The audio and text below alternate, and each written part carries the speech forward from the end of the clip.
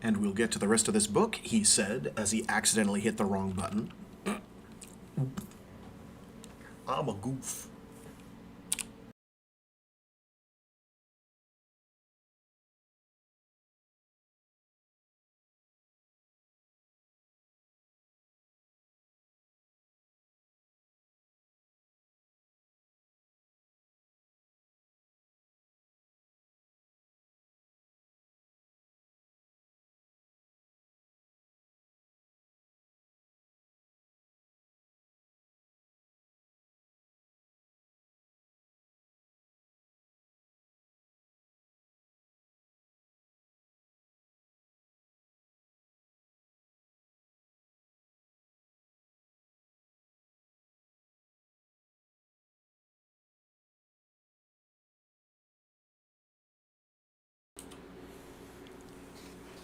"32. There was neither clock nor calendar in my cell. I do not know how many standard days, weeks, or months I was beyond the reach of sanity. I may have gone many days without sleeping, or slept for weeks on end. It is difficult or impossible to tell. But eventually, when the cyanide and the laws of quantum chance continued to spare me from day to day, hour to hour, minute to minute, I began this narrative. I do not know why my imprisoners provided me with a slate text scriber and stylus and the ability to print a few pages of recycled microvellum. Perhaps they saw the possibility of the condemned man writing his confession, or using the scriber stylus as an impotent way to rage at his judges or jailers. Or perhaps they saw the condemned man's writing of his sins and injuries, joys and losses of joy, as an additional source of punishment. And perhaps, in a way, it was. But it was also my salvation. At first, it saved me from the insanity and self-destruction of uncontrollable grief and remorse. Then it saved my memories of Aenea, pulling them from the quagmire of horror at her terrible death to the firmer ground of our days together, her joy of living, her mission, our travels, and her complex but terribly straightforward message to me and all humankind. Eventually, it simply saved my life. Soon after beginning the narrative, I discovered that I could share the thoughts and actions of any of the participants in our long odyssey and failed struggle. I knew that this was a function of what Aenea had taught me through discussion and communion, with learning the language of the dead and the language of the living. I still encountered the dead in my sleeping and waking dreams. My mother often spoke to me, and I tasted the agony and wisdom of uncounted others who had lived and died long ago. But it was not these lost souls who obsessed me now. It was those with some parallel view of my own experiences in all my years of knowing Aenea. Never during my time waiting for death in the Schrödinger cat box did I believe that I could hear the current thoughts of the living beyond my prison.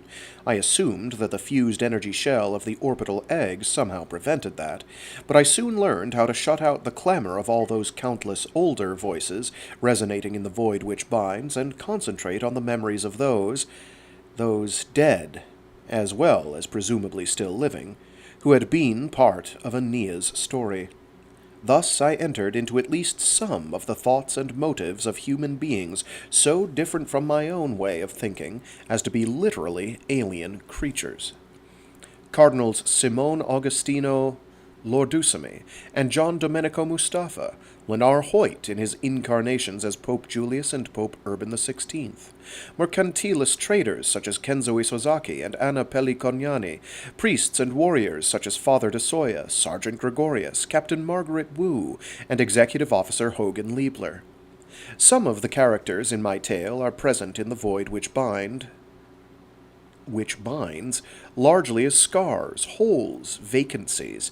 The Nemes creatures are such vacuums, as are Counselor Albedo and the other core entities, but I was able to track some of the movements and actions of these beings simply by the movement of that vacancy through the matrix of sentient emotion that was the void, much as one would see the outline of an invisible man in a hard rain. Thus, in combination with listening to the soft murmurings of the human dead, I could reconstruct Radamanth Nemes's slaughter of the innocents on Sol Draconis Septim, and hear the sibilant hissings, and see the deadly actions of Scylla, Gyges, Briareus, and Nemes on Vitus Grey Balianus B. But as distasteful and disorienting as these descents into moral vacuum and mental nightmare were to me, they were balanced by a taste again of the warmth of such friends as Dem Loa, Dem Rhea, Father Glaucus, Het Mastine, A. Betic, and all the rest.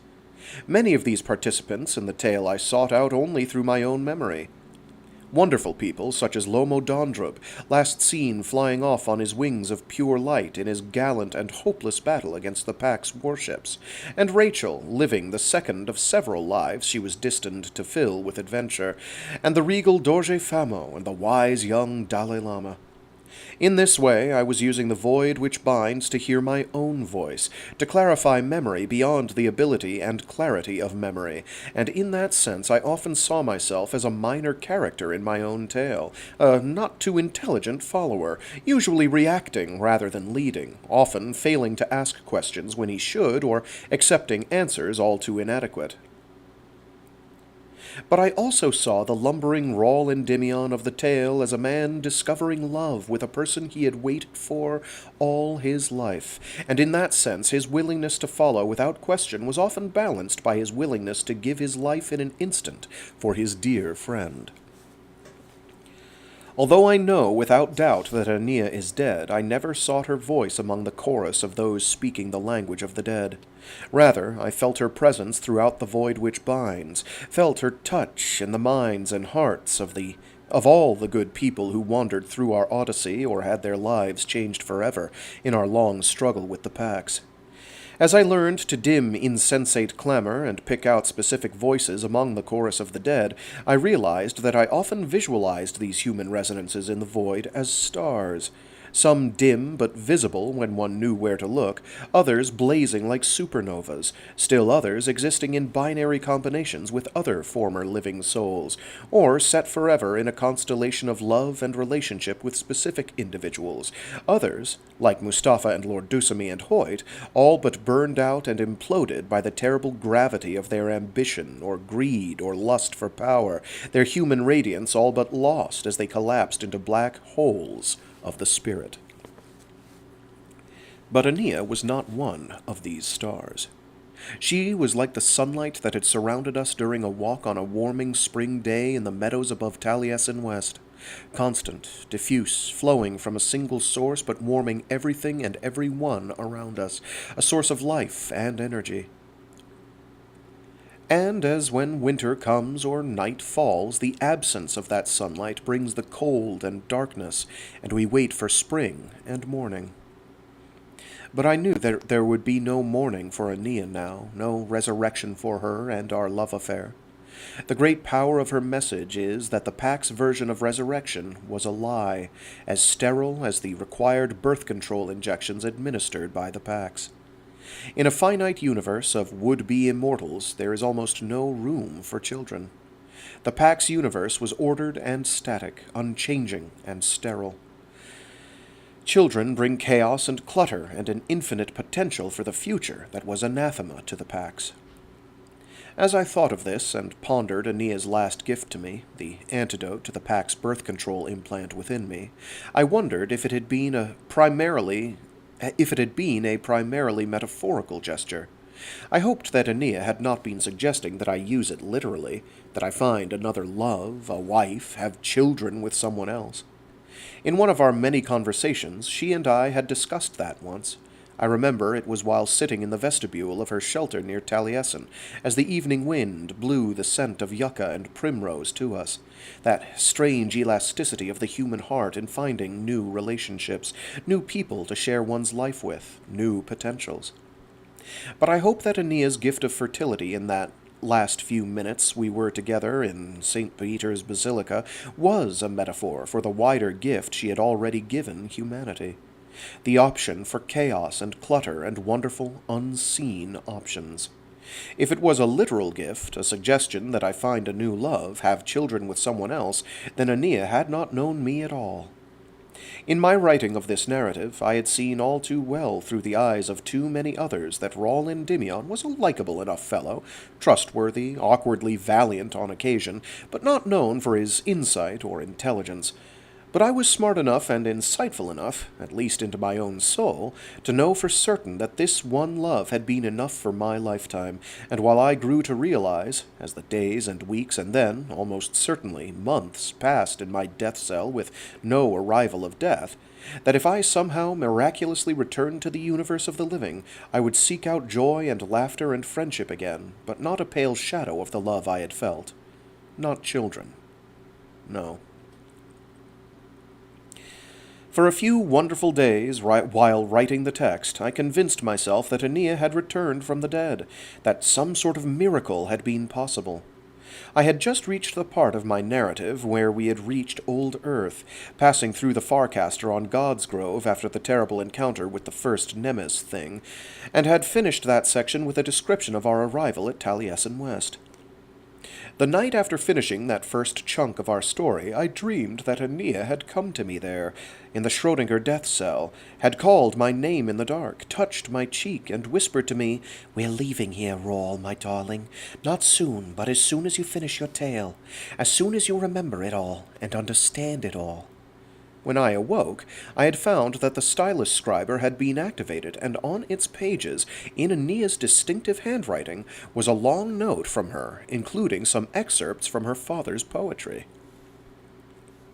For days, weeks, I was convinced that this had been a real visitation, a miracle of the sort the later apostles had insisted was visited on the original disciples after Jesus' execution. And I worked on the narrative at a fever pitch, desperate to see it all, record it all, and understand it all. But the process took me more months, and in that time I came to realize that the visit from Aenea must have been something else altogether, my first experience of hearing a whisper of her among the voices of the dead in the void, almost certainly, and, possibly, somehow, an actual message from her stored in the memory of the scriber and set to be triggered when I wrote those pages. It was not beyond possibility. One thing that had been certain was my darling friend's ability to catch glimpses of the future. Futures, she always said, emphasizing the plural. It might have been possible for her to store that beautiful note in a scriber and somehow see to it that the instrument was included in my Schrödinger catbox cell. Or, and this is the explanation that I have come to accept, I wrote that note myself while totally immersed, although possessed might be a better word, in Aenea's persona as I pursued its essence through the void and my own memories. This theory is the least pleasing to me, but it conforms with the Judaic tradition of believing that people live on after death only in the hearts and memories of those they loved, and those they served, and those they saved. At any rate, I wrote for more months. I began to see the true immensity and futility of Aenea's brave quest and hopeless sacrifice, and then I finished the frenzied scribbling, found the courage to describe Aenea's terrible death, and my own helplessness as she died, wept as I printed out the last few pages of microvellum, read them, recycled them, and ordered the scriber to keep the complete narrative in its memory, and shut the stylus off for what I thought was the final time. Aenea did not appear. She did not lead me out of captivity. She was dead. I felt her absence from the universe as clearly as I had felt any resonance from the void which binds since my communion. So I lay in my Schrödinger catbox, tried to sleep, forgot to eat, and waited for death.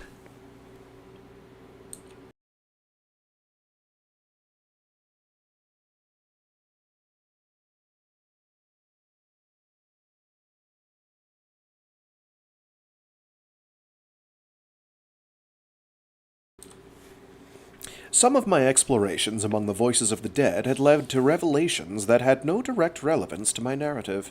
Some were personal and private, waking dreams of my long-dead father hunting with his brothers, for instance, and an insight into the generosity of that quiet man I had never known, or chronicles of human cruelty that, like the memories of Jacob Schulman from the forgotten 20th century, acted only as subtext for my deeper understanding of today's barbarisms.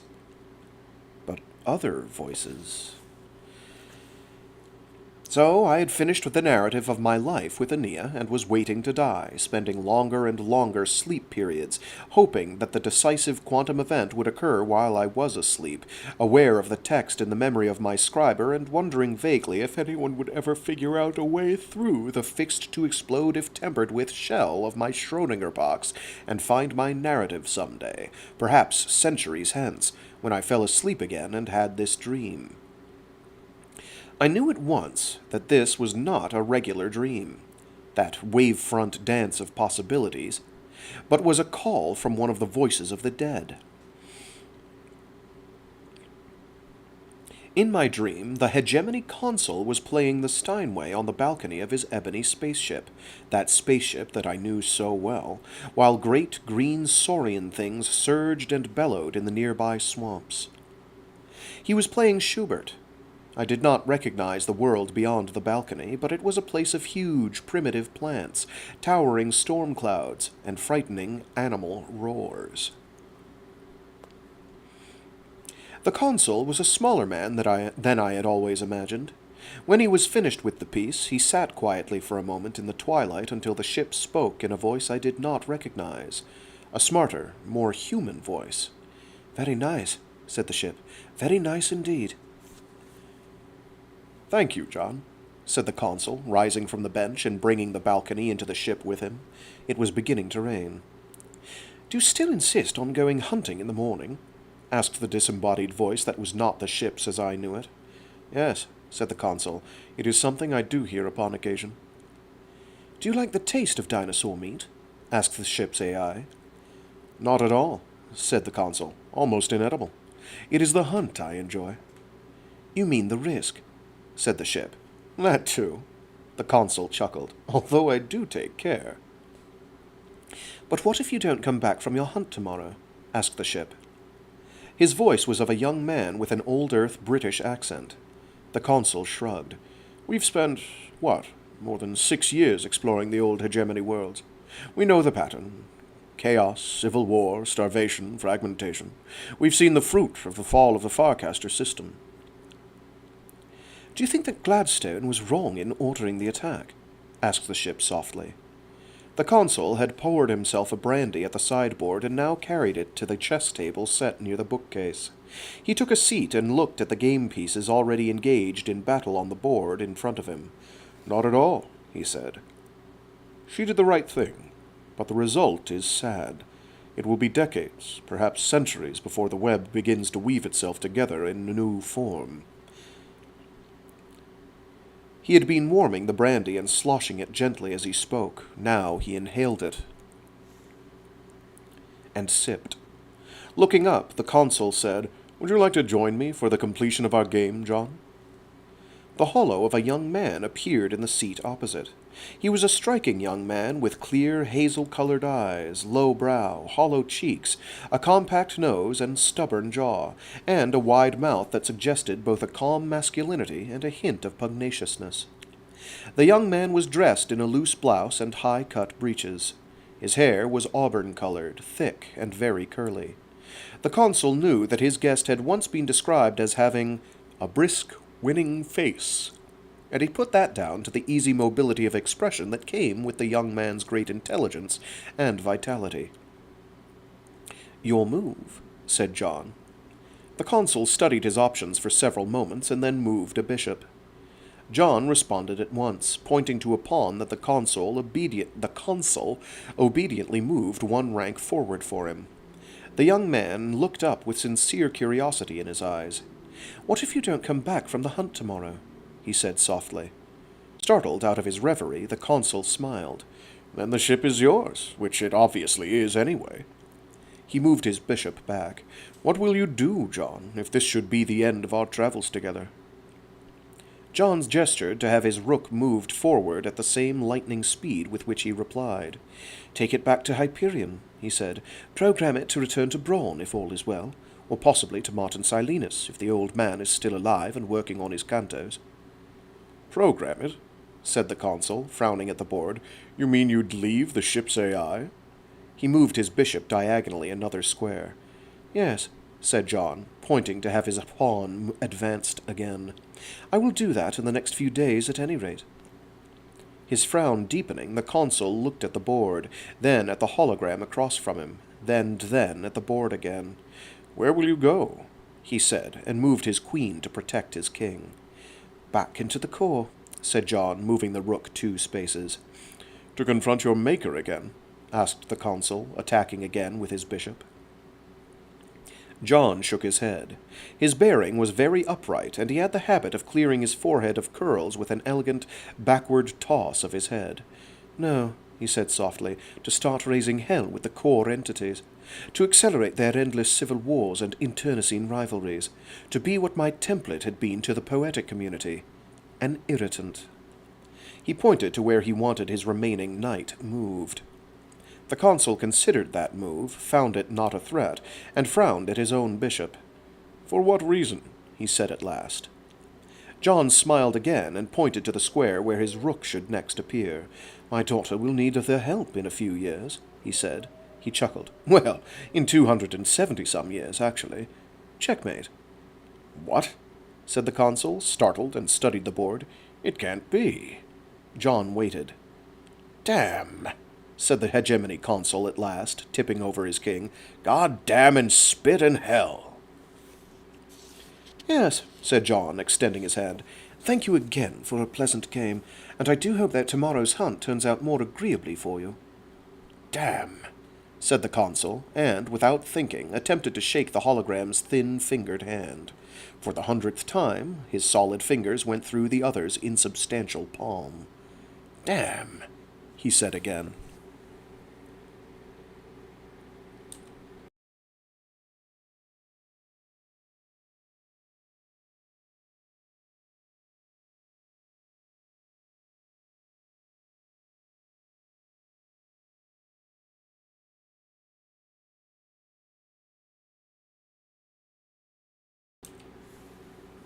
The night in the Schrödinger cell, I awoke with 2 words echoing in my mind.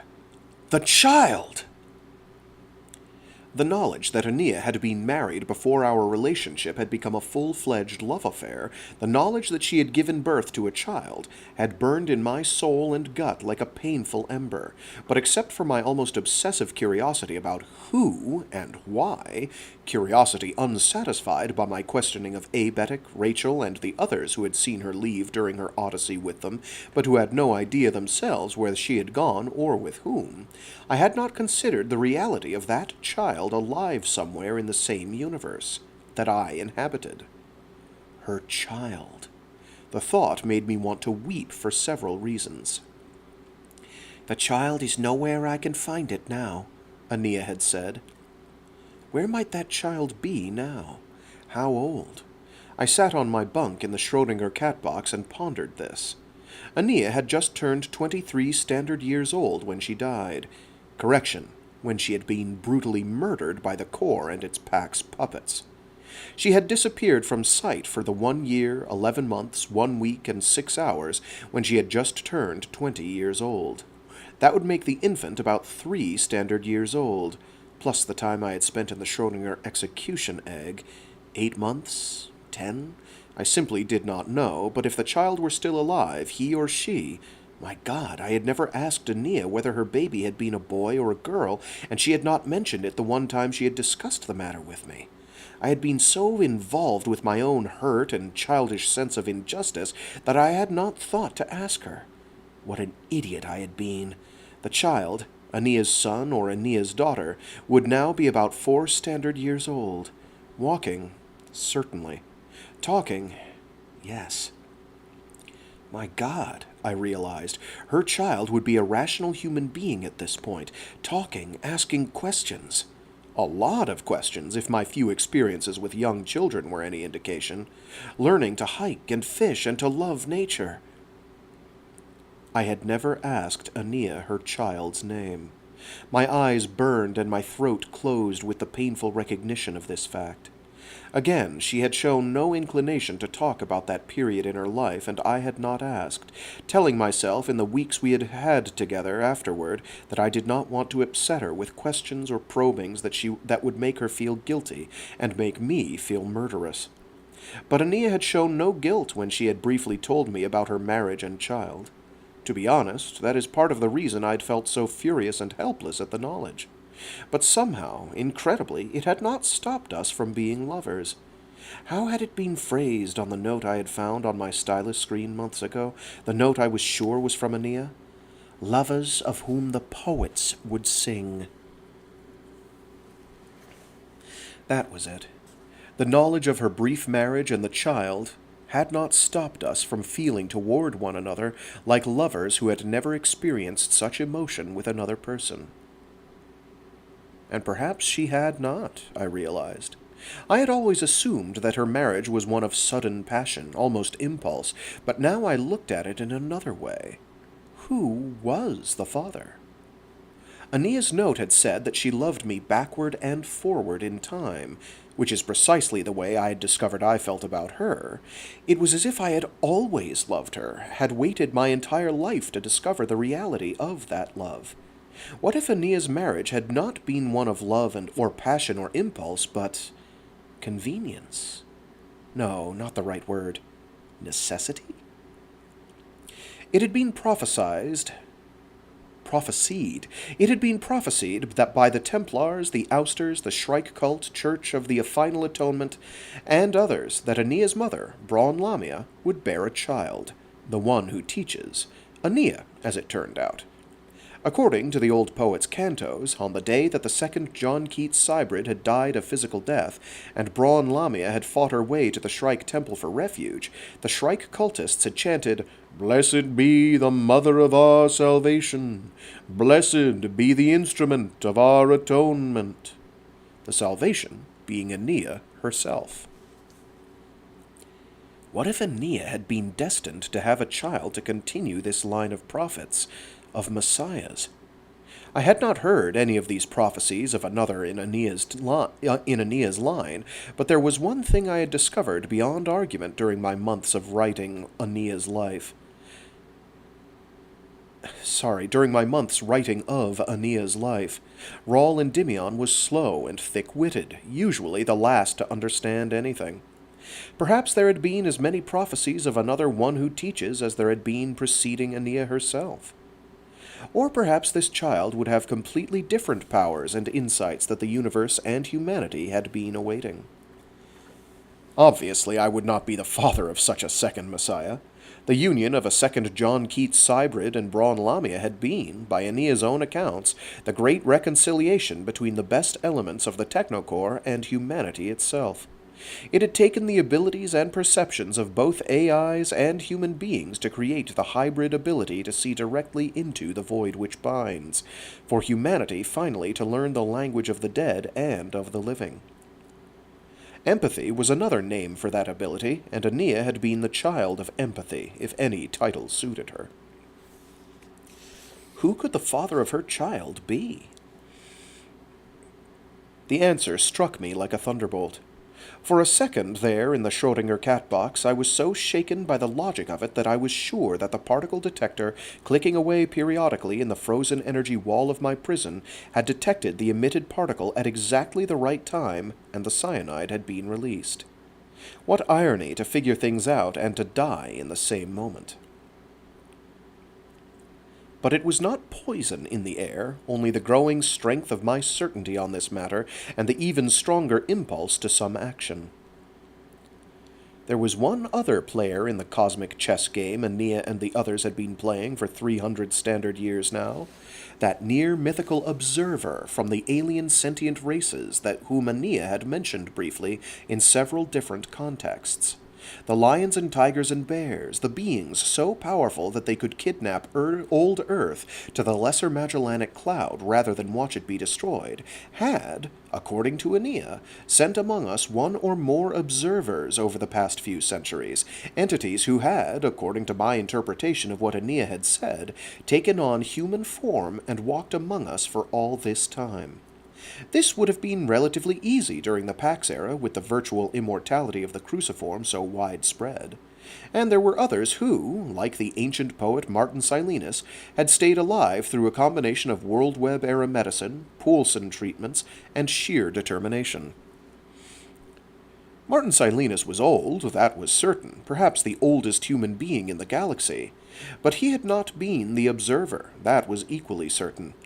The author of the Cantos was too opinionated, too active, too visible to the public at large, too obscene, and generally just too damned cantankerous to be a cool observer representing alien races so powerful that they could destroy us in an eye blink. Or so I hoped. But somewhere, probably somewhere I had never visited and could not imagine, that observer had been waiting and watching in human form. It made sense that Aenea might have been compelled, by both prophecy and the necessity of unhindered human evolution she had taught about and believed in, to cast away from her odyssey to that distant world where the observer waited, meet him, mate with him, and bring that child into the universe. Thus would be reconciled the core, humanity, and the distant others. The idea was unsettling, definitely disturbing to me, but also exciting in a way that nothing had been since Aenea's death. I knew Aenea. Her child would be a human child, filled with life and laughter and love of everything from nature to old holodramas. I had never understood how Aenea could have left her child behind, but now I realized that she would have had no choice. She knew the terrible fate that awaited her in the basement cell of Castel Sant'Angelo. She knew that she would die by fire and torture while surrounded by inhuman enemies and the Nemes monsters. She had known this since before she was born. The fact of this made my knees weak. How could my dear friend have laughed with me so often, gone optimistically into new days so happily, celebrated life so thoroughly, when she knew that every day passing was another day closer to such a terrible death? I shook my head at the strength of will this implied. I did not have it. This I knew. Aenea had. But she could not have kept the child with her, knowing when and how this terrible ending would take place. Presumably, then, the father was raising the child, the other in human form, the observer. I found this even more upsetting than my earlier revelations. I was struck then with the additional certainty that Aenea would have wanted me to have some role in her child's life if she had thought it possible. Her own glimpses into possible futures presumably ended with her own death. Perhaps she did not know that I would not be executed at the same time. But then she had asked me to scatter her ashes on old Earth, which assumed my survival. Perhaps she had thought it too much of a request to make, for me to find her child and to help in any way I could as the boy or girl came of age, to help protect it in a universe of sharp edges. I realized that I was weeping, not softly, but with great, ragged sobs. It was the first time I had wept like this since Aenea's death, and, oddly enough, it was not primarily out of grief for Aenea's absence, but at the thought of this second chance to hold a child's hand as I had once held Aenea's when she was still 12 standard, of protecting this child of my beloved's as I had tried to protect my beloved. And failed. The indictment was my own. Yes, I had failed to protect Aenea in the end, but she knew that I would fail, that she would fail in her quest to bring down the Pax. She had loved me and loved life while knowing that we would fail. There was no reason I had to fail with this other child. Perhaps the observer would welcome my help, my sharing of the human experience with this almost certainly more than human little boy or girl. I felt it safe to say that no one had known Aenea better than I had. This would be important for the child's, for the new Messiah's, upbringing. I would bring this narrative now sitting useless in my scriber and share bits and pieces of it with the boy or girl as he or she grew older, giving it all to him or her someday. I picked up the slate and scriber and paced back and forth in my Schrödinger cell. There was this small matter of my unavoidable execution. No one was coming to rescue me. The explosive shell of the egg had decided that, and if there were a way around that problem, someone would have been here by now. It was the most staggering improbability and good luck that I had survived this long when every few hours there was another crapshoot with death as the detector sniffed for the particle emission. I had beaten the laws of quantum chance for this long, but the luck could not hold. I stopped in my pacing. There had been 4 steps in Aenea's teaching of our race's new relationship with the void which binds. Even before coming to my cell, I had experienced, if not mastered, learning the language of the dead and of the living.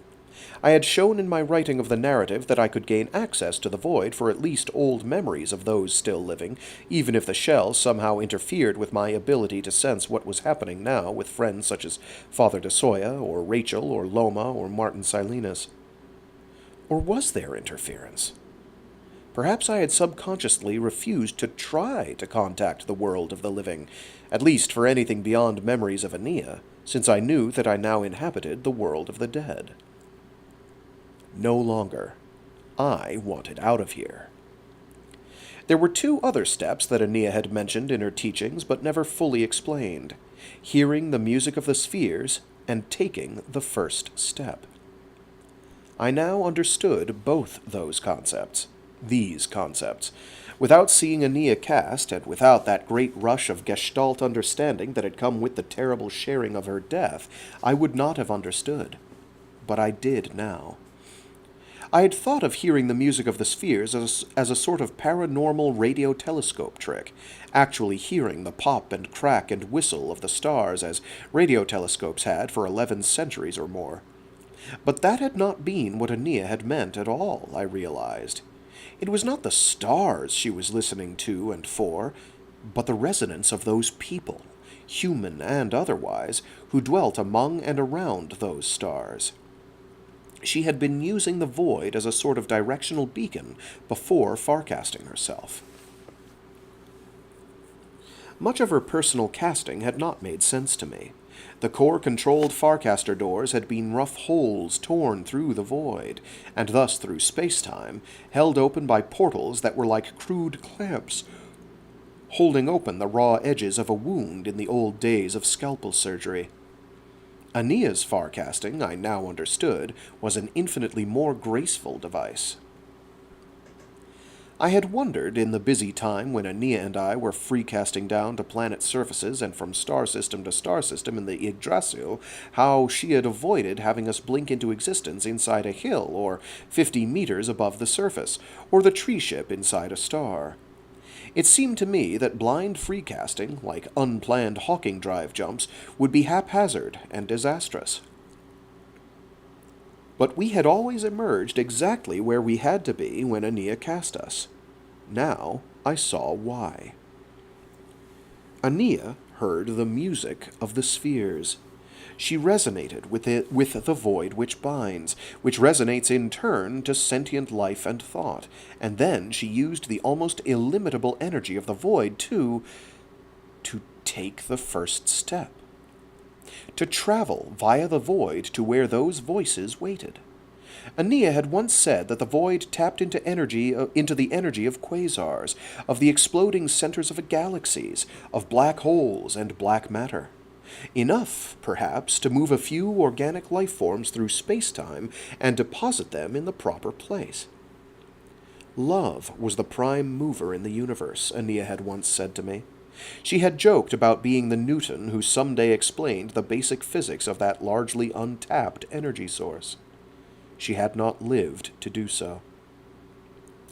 But I saw now that what she had meant and how it worked. Much of the music of the spheres was created by the elegant harmonies and chord changes of love. Freecasting to where one's loved one waits. Learning a place after having traveled there with the one who you love. Learning a place after having traveled there with the one or ones you love. loving to see new places. Suddenly I understood why our first months together had been what seemed at the time like useless Farcaster wanderings from world to world. Mari Infinitus, Comriad, Hebron, Sol Draconi Septim, the unnamed world where we had left the ship, all of the others, even Old Earth. There had been no working Farcaster portals. Aenea had swept Abetic and me with her to these places, touching them, sniffing their air, feeling their sunlight on her skin, seeing them all with friends, with someone she loved, learning the music of the spheres so that it could be played later. Counterpoint. Radamanth Nemes was able to jack into one of the Farcaster portals and learn the coordinates of where Aenea was going. So the Farcaster portal was involved somehow. And my own solo odyssey, I thought. The kayak farcasting from Old Earth to Lucis, and the Cloud Planet, and all the other places. Aenea had been the energy behind that casting, sending me to places so that I could taste them and find them again someday on my own. I had thought, even as I wrote the narrative in the scriber that I held under my arm there in the Schrödinger death cell, that I had been little more than a fellow traveler in a series of picaresque adventures. But it had all held a purpose. I had been a lover traveling with my love, or to my love, through a musical score of worlds.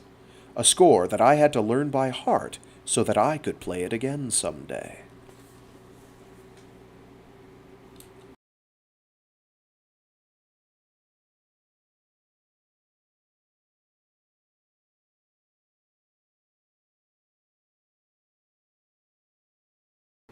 Oh, thanks for tuning in, Bodziox8407.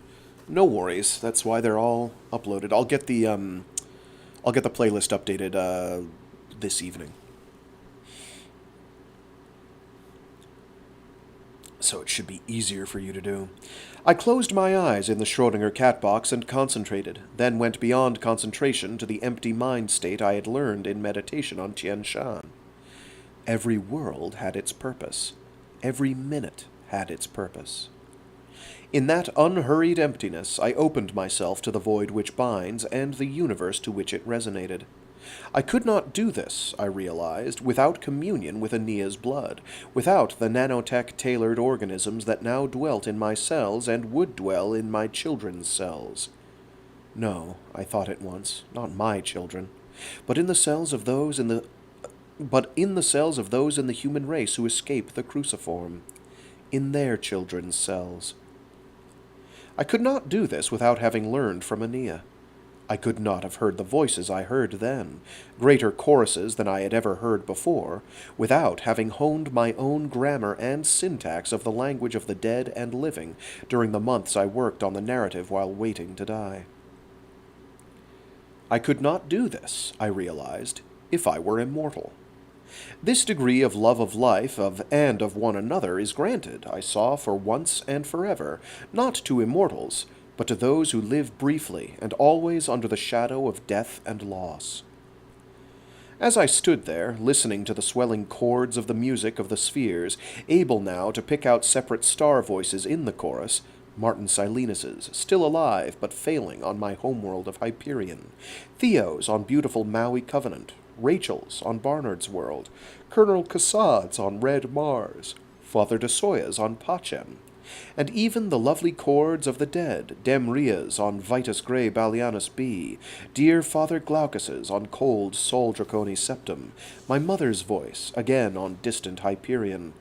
I also heard John Keats' words, in his voice, and in Martin Silenus's, and in Aenea's. But this is human life, the war, the deeds, the disappointment, the anxiety, imagination struggles far and nigh, all human, bearing in themselves this good, that they are still the air, the subtle food, to make us feel existence, and to show how quiet death is, where soil is men grow. Whether to weeds or flowers, but for me, there is no depth to strike in. But the opposite was true of me at the moment. But the opposite was true of me at that moment. There was more than enough depth to strike in. The universe deepened at that moment.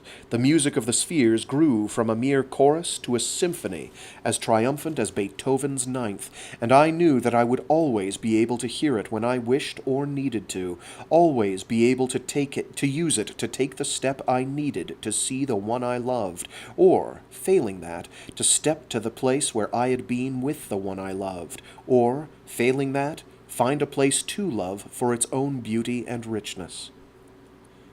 The energy of quasars and exploding stellar nuclei filled me then. I was borne up on waves of energy more lovely and more lyrical even than the ouster angel's wings seen sliding along corridors of sunlight.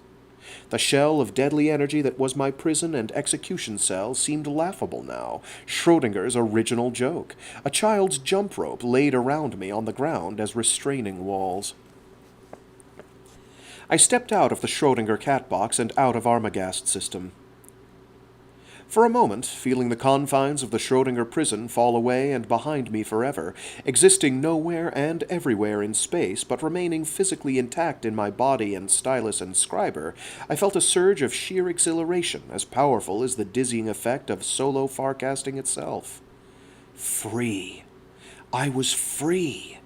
The wave of joy was so intense that it made me want to weep, to shout into the surrounding light of no space, to join my voice with the chorus of voices of the living and dead, to sing along with the crystal clear symphonies of the spheres rising and plunging like a solid acoustic surf all around me. Free at last! And then I remembered that the one reason to be free, the one person who would make such freedom worthwhile, was gone. Aenea was dead. The sheer joy of escape faded suddenly and absolutely, replaced by a simple but profound satisfaction at my release from so many months of imprisonment. The universe might have had the color drained out of it for me, but at least now I was free to go anywhere I wanted within that monotone realm. But where was I going? Floating on light, freecasting into the universe with my stylus and scriber tucked under my arm, I still had not decided. Hyperion? I had promised to return to Martin Silena's. I could hear his voice resonating strong in the void, past and present, but it would not be part of the current chorus for long. His life remaining could now be counted in days or less. But not to Hyperion. Not yet. The Biosphere Star Tree?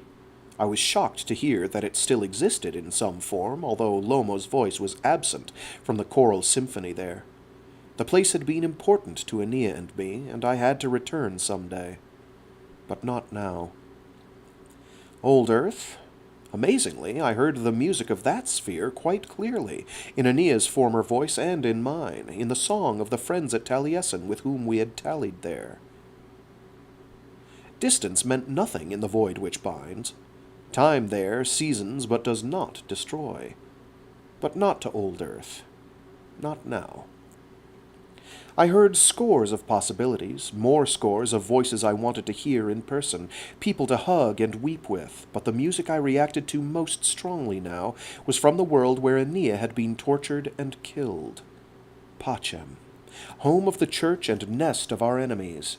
Not, I saw now, the same thing. Pacem. There was, I knew, nothing of Aenea for me on Pacem but ashes of the past. But she had asked me to take her ashes and spread them on old Earth, spread them where we had laughed and loved most well. Pacem. In the vortex of void energy, already stepping beyond the Schrödinger cell, but existing nowhere else except as pure quantum probability, I made my decision and freecast for Pacem.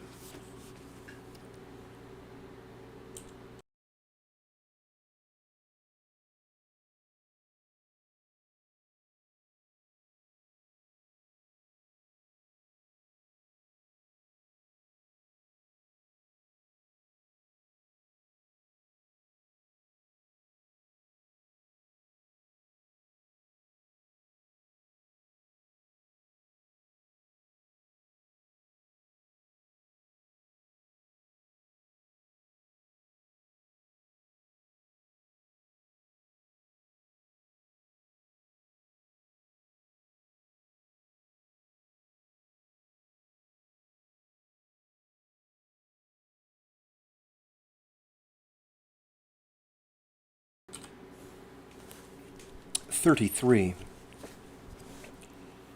The Vatican is broken as surely as if the fist of God had smashed down from the sky in an anger beyond human understanding. The endless bureaucratic city around it is crushed. The spaceport is destroyed. The grand boulevards are slagged and melted and rimmed with ruin. The Egyptian obelisk that had stood at the center of St. Peter's Square has been snapped off at the base, and the scores of colonnades around the oval space are tumbled like petrified logs.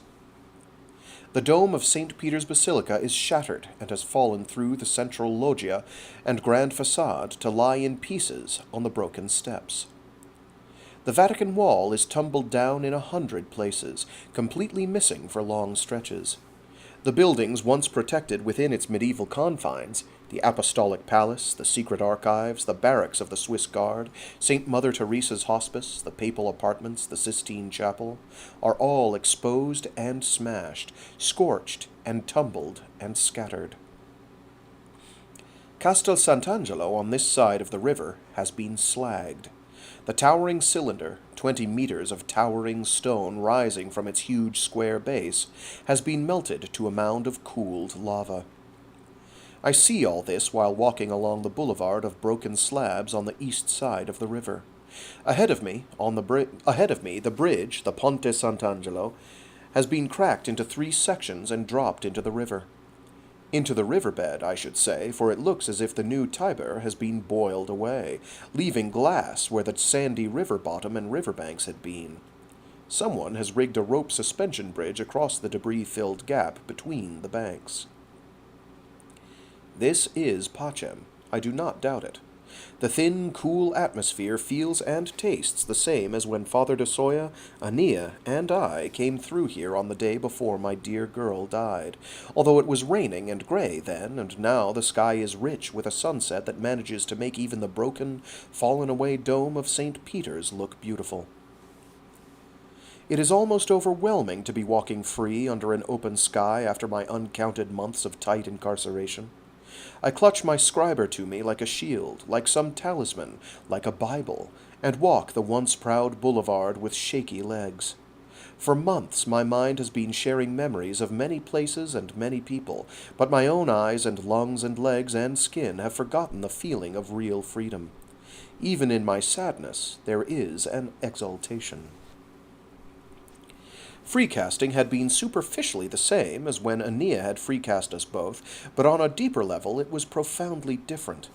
The flash of white light had been the same, the ease of sudden transition, the slight shock of different air pressure or gravity or light. But this time I had heard the light rather than seen it.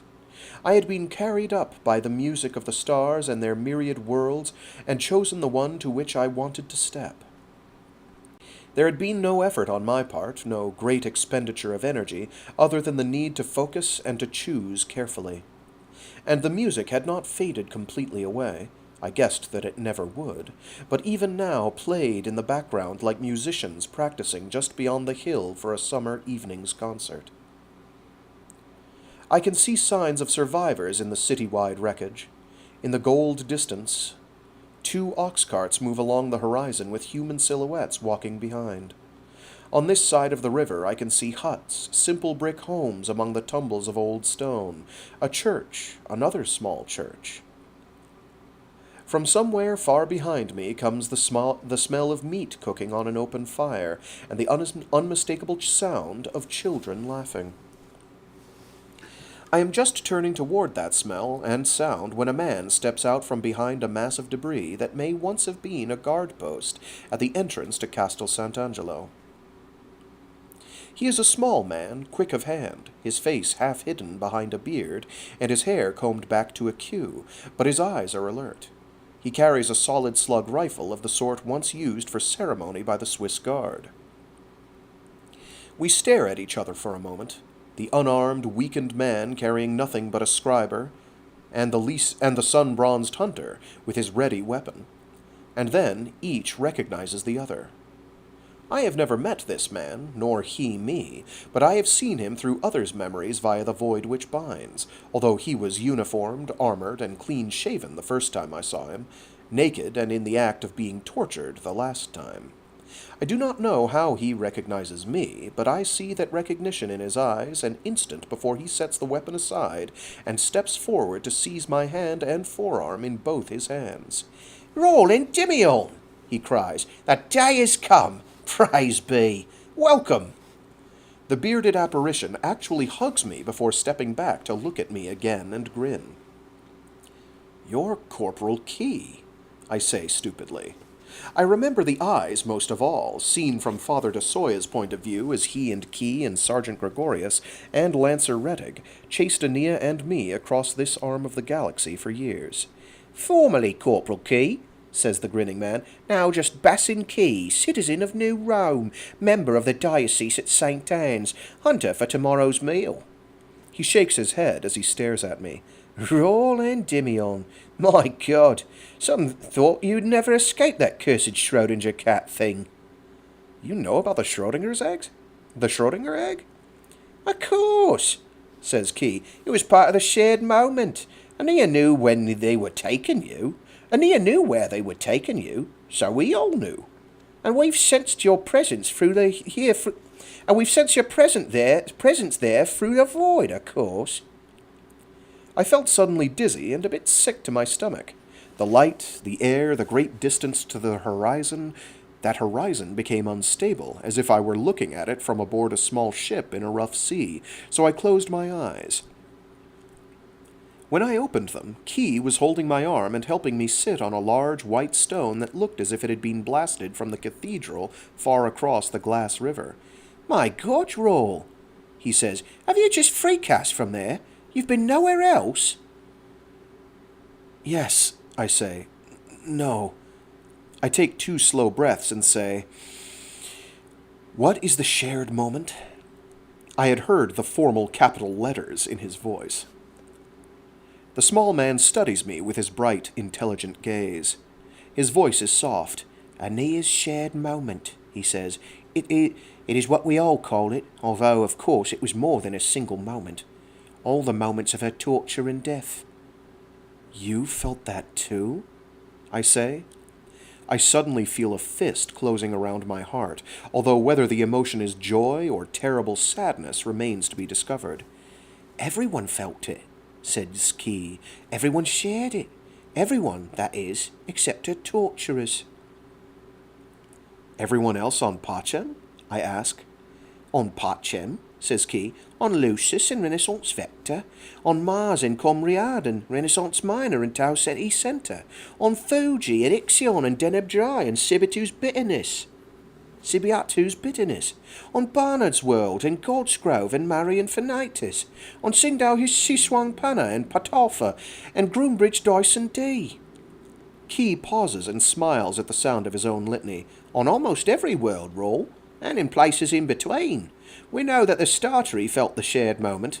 All the Star Tree biospheres did." I blink. "There are other Star Trees?" Key nods. "How did all these worlds share that moment?" I ask, seeing the answer even as I pose the question. "Yes," murmurs the former Corporal Key. "All of the places Aenea visited, often with you. All of the worlds where she left disciples who had partaken of communion and renounced the cruciform. Her shared moment, the hour of her death, was like a signal broadcast and rebroadcast through all of these worlds." I rub my face. It feels numb. "So only those who had already taken communion or studied with Aenea shared in that moment?" I say. Key is shaking his head. "No, they were the transponders, the relay stations. They pulled the shared moment from the void which binds and rebroadcast it to everyone. To everyone." "Everyone?" I repeat stupidly. "Even those tens and hundreds of billions in the Pax who wear the cross?" "Who wore the cross," amends Bassin Key. "Many of those faithful have since decided not to carry a core parasite in their bodies." I begin to understand, then. Aenea's last shared moments had been more than words and torture and pain and horror. I had sensed her thoughts, shared her understanding of the Core's motives, of the true parasitism of the cruciform, of the cynical use of human death to tweak their neural networks, of Lord Dusami's lust for power and Mustafa's confusion and Albedo's absolute inhumanity. If everyone had shared the same shared moment that I had screamed and fought my way through in the high-G tank on the outward-bound robot prison torch ship, then it had been a bright and terrible moment for the human race. And every living human being must have heard her final, "I love you, roar," as the flames swept high. The sun is setting. Rays of golden light shine through the ruins on the west side of the river and throw a maze of shadows across the east bank. The molten mass of Castel Sant'Angelo runs down toward us like a mountain of melted glass. She asked me to spread her ashes on old Earth, and I can't even do that for her. I fail her, even in death. I look up at Bassin Key. "On Pachem?" I say. "She had no disciples on Pachem when—" "Oh." She had sent Father de Soya away immediately before our doomed charge up the aisle in St. Peter's Basilica, asking him to leave with the monks and blend into the city he knew so well, to avoid the Pax whatever else happened. When he had argued, Aenea's words had been, "This is all I ask, Father, and I ask it with love and respect." And Father de Soya had gone out into the rain. And he had been the broadcast relay, carrying my darling girl's last agony and insight to several billion people on Pachem. "Oh," I say, still looking at Key, "but the last time I saw you, through the void, you were being kept captive in cryogenic fugue there in that—" I sweep my hand in disgust toward the melted heap of Castel Sant'Angelo. Key nods again. "I was in cryogenic fugue, Rawl. I was stored like a sleeping slab of meat in a cold locker in a basement dungeon not far from where they murdered Aenea. But I felt the shared moment. Every human alive did, whether sleeping or drunk or dying or lost in madness." I can only stare at the man, my heart breaking again in understanding. Eventually, I say, "How did you get out? Away from there?" We are both looking at the ruins of the Holy Office headquarters now. Key sighs. "There was a revolution very soon after the shared moment. Many people, the majority here on Pachem, no longer wanted anything to do with the cruciforms and the betrayed church which had implanted them. Some were still cynical enough to make that trade with the devil in exchange for physical resurrection, but millions, hundreds of millions, sought out communion and freedom from the cross just in the first week. The Pax Loyalists attempted to stop them. There was fighting, revolution, civil war." "Again," I say, "just like the fall of the Farcasters 3 centuries ago." "No," says Key, "nothing that bad. Remember, once one has learned the language of the dead and the living, it's painful to hurt someone else. The Pax Loyalists did not have that restraint, but then they were in the minority everywhere." I gesture toward the world of ruins. "You call this restraint? You call this not so bad?" "The revolution against the Vatican and the Pax and the Holy Office did not do this," says Key grimly. "That was relatively bloodless. The Loyalists fled in Archangel starships. Their new Vatican is on a world called Madhya, a real shithole of a planet, guarded now by half the old fleet and several million Loyalists." "Who then?" I say, still looking at the devastation everywhere around us. "The Core did this," says Key. "The Nemesis things destroyed the city and then seized 4 Archangel ships. Slagged us from space after the Loyalists left. The Core was pissed off. Probably still is. We don't care." I carefully set the scriber down on the white stone and looked around. Whoops, that's tense. Tense is relevant here. I carefully set the scriber down on the white stone and look around. More men and women are coming out of the ruins, staying a respectful distance from us, but watching with great interest.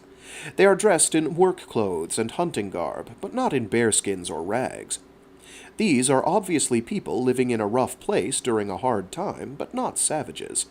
A young blond boy waves at me shyly. I wave back. "I never really answered your question," says Key. "The guards released me, released all of the prisoners, during the confusion in the week after the shared moment. A lot of the prisoners around this arm of the galaxy found doors open in that week. After communion, Well, it's hard to imprison or torture someone else when you end up sharing half their pain through the void which binds. And the ousters have been busy since the shared moment, reviving the billions of Jews and Muslims and others kidnapped by the Core, and ferrying them home from the labyrinthine planets to their own worlds. I think about this for a minute, and then I say, did Father de Soya survive? Key grins even more broadly. I guess you can say he survived. He's our priest in a parish of St. Anne's. Come on, I'll take you to him. He knows you're here by now. It's only a 5-minute walk.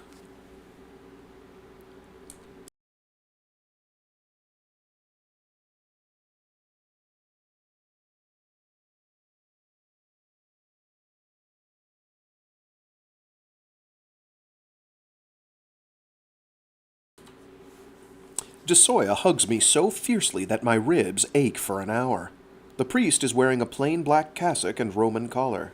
St. Anne's is not the large parish church which we had glimpsed in the Vatican, but a small brick and adobe chapel set in a cleared area on the east bank. It seems that the parish consists of about 100 families who make their livelihood hunting and farming in what had been a large park on this side of the spaceport. I am introduced to most of these 100 families as we eat outside in the lighted space near the foyer of the church, and it seems that they all know of me. They act as if they know me personally, and all seem sincerely grateful that I am alive and returned to the world of the living. As night deepens, Key, de Soya, and I adjourn to the priest's private quarters, a Spartan room adjoining the back of the church. Father de Soya brings out a bottle of wine and pours a full glass for each of us. One of the few benefits of the fall of civilization as we know it, he says, is that there are private cellars with fine vintages everywhere one digs. It is not theft. It is archaeology. Key lifts his glass as if in toast and then hesitates. To Aenea? He suggests. To Aenea, say Father de Soya and I. We drain our glasses, and the priest pours more. How long was I gone? I ask. The wine makes my face flush, as it always does. Aenea used to kid me about it. It has been 13 standard months since the shared moment, says de Soya. I shake my head. I must have spent the time writing the narrative and waiting to die in work sessions of 30 hours or more, interspersed with a few hours of sleep, then another 30 or 40 hours straight. I had been doing what sleep scientists call free running, losing all connection to circadian rhythm. Do you have any contact with the other worlds? I ask. I look at Key and answer my own question. You must. Bassin was telling me about the reaction to the shared moment on other worlds and the return of the kidnapped billions. A few ships set in here, says de Soya, but with the Archangel ships gone, travel takes time. The Templars and Ousters use their tree ships to ferry the refugees home, but the rest of us hate to use the Hawking Drive now that we realize how harmful it is to the void medium. And as hard as everyone works to learn it, very few have learned how to hear the music of the spheres well enough to take the first step. It is not so hard, I say, and chuckle to myself as I sip the smooth wine. It's goddamn hard, I add. Sorry, Father. De Soya nods his indulgence. It is goddamn hard.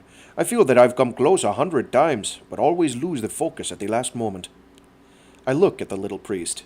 You've stayed Catholic, I say at last. Father de Soya sips the wine out of an old glass. I haven't just stayed Catholic, Rawl. I've rediscovered what it means to be Catholic, to be a Christian, to be a believer. Even after Aenea's shared moment? I say. I am aware of Corporal Key watching us from the end of the table. Shadows from the oil lights dance on the warm earth walls. De Soya nods. I already understood the corruption of the Church in its pact with the Core, he says very softly. Aenea's shared insights only underlined what it meant for me to be human, and a child of Christ. I am thinking about this a minute later when Father de Soya adds, There is talk of making me a bishop, but I am quelling that. It is why I have stayed in this region of Pacem, even though most of the viable communities are away from the old urban areas. One look at the ruins of our beautiful tradition across the river reminds me of the folly of staking too much on hierarchy. So there's no pope, I say? No holy father? DeSoya shrugs and pours us all more wine. After 13 standard months of recycled food and no alcohol, the wine is going straight to my head. Monsignor Lucas Oddi escaped both the revolution and the core attack and has established the papacy in exile on Modya, the priest says with a sharp tone in his voice. I don't believe that anyone in the former pacts except his immediate defenders and followers in that system honor him as a real pope. He sips his wine. It is not the first time that the Mother Church has had an anti-pope. What about Pope Urban the 16th? I say. Did he die of his heart attack? Yes, says Key, leaning forward and setting his strong forearms on the table. And was resurrected? I say. Not exactly, says Key. I look at the former corporal, waiting for an explanation, but none is forthcoming. I've sent word across the river, says Father DeSoya. Bassin's comment should be explained any minute. Indeed, a minute later, the curtains at the entrance to DeSoya's comfortable little alcove are pulled back, and a tall man in a black cassock enters. It is not Lenar Hoyt. It is a man I have never met, but whom I feel that I know well. His elegant hands, long face, large, sad eyes, broad forehead, and thinning silver hair. I stand to shake his hand, to bow, to kiss his ring. Something. Roll, my boy, says Father Paul de Rey. What a pleasure to meet you. How thrilled we all are that you've returned. The older priest shakes my hand with a firm grip, hugs me for good measure, and then goes to DeSoya's cupboard as if he is familiar with it, finds a jar, pumps water into the sink, washes the jar, pours wine for himself, and sits in the chair opposite Key at the end of the table. We are catching roll-up on what has happened in the past year and a month of his absence, says Father DeSoya. It feels like a century, I say. My eyes are focused on something far beyond the table and this room. It was a century for me, says the older Jesuit. His accent is quaint and somehow charming. A French-speaking outback world, perhaps? Almost 3 centuries, actually.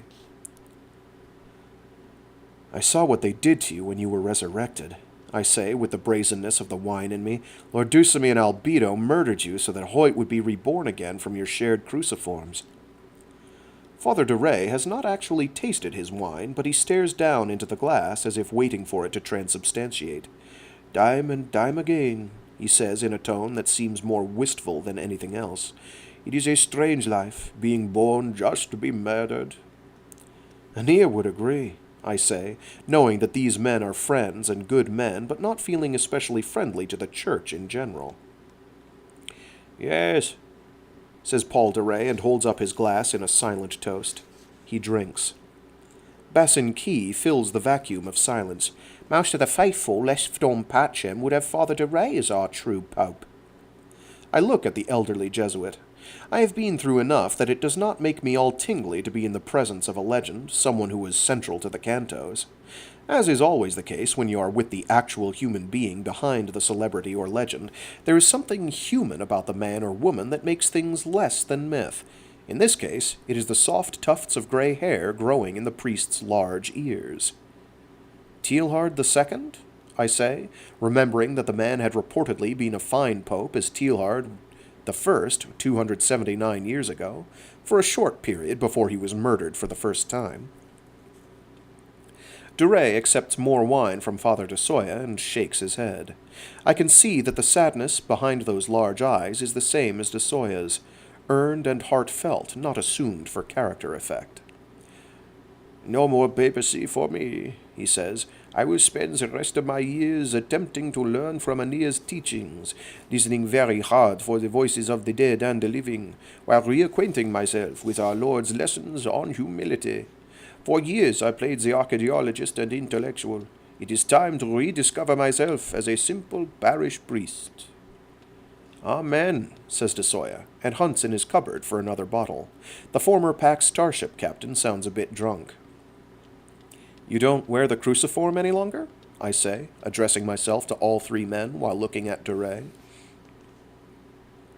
All three of them look shocked. De Rey says, Only the fools and ultimately cynical still wear the parasite role. Very few on Pachem.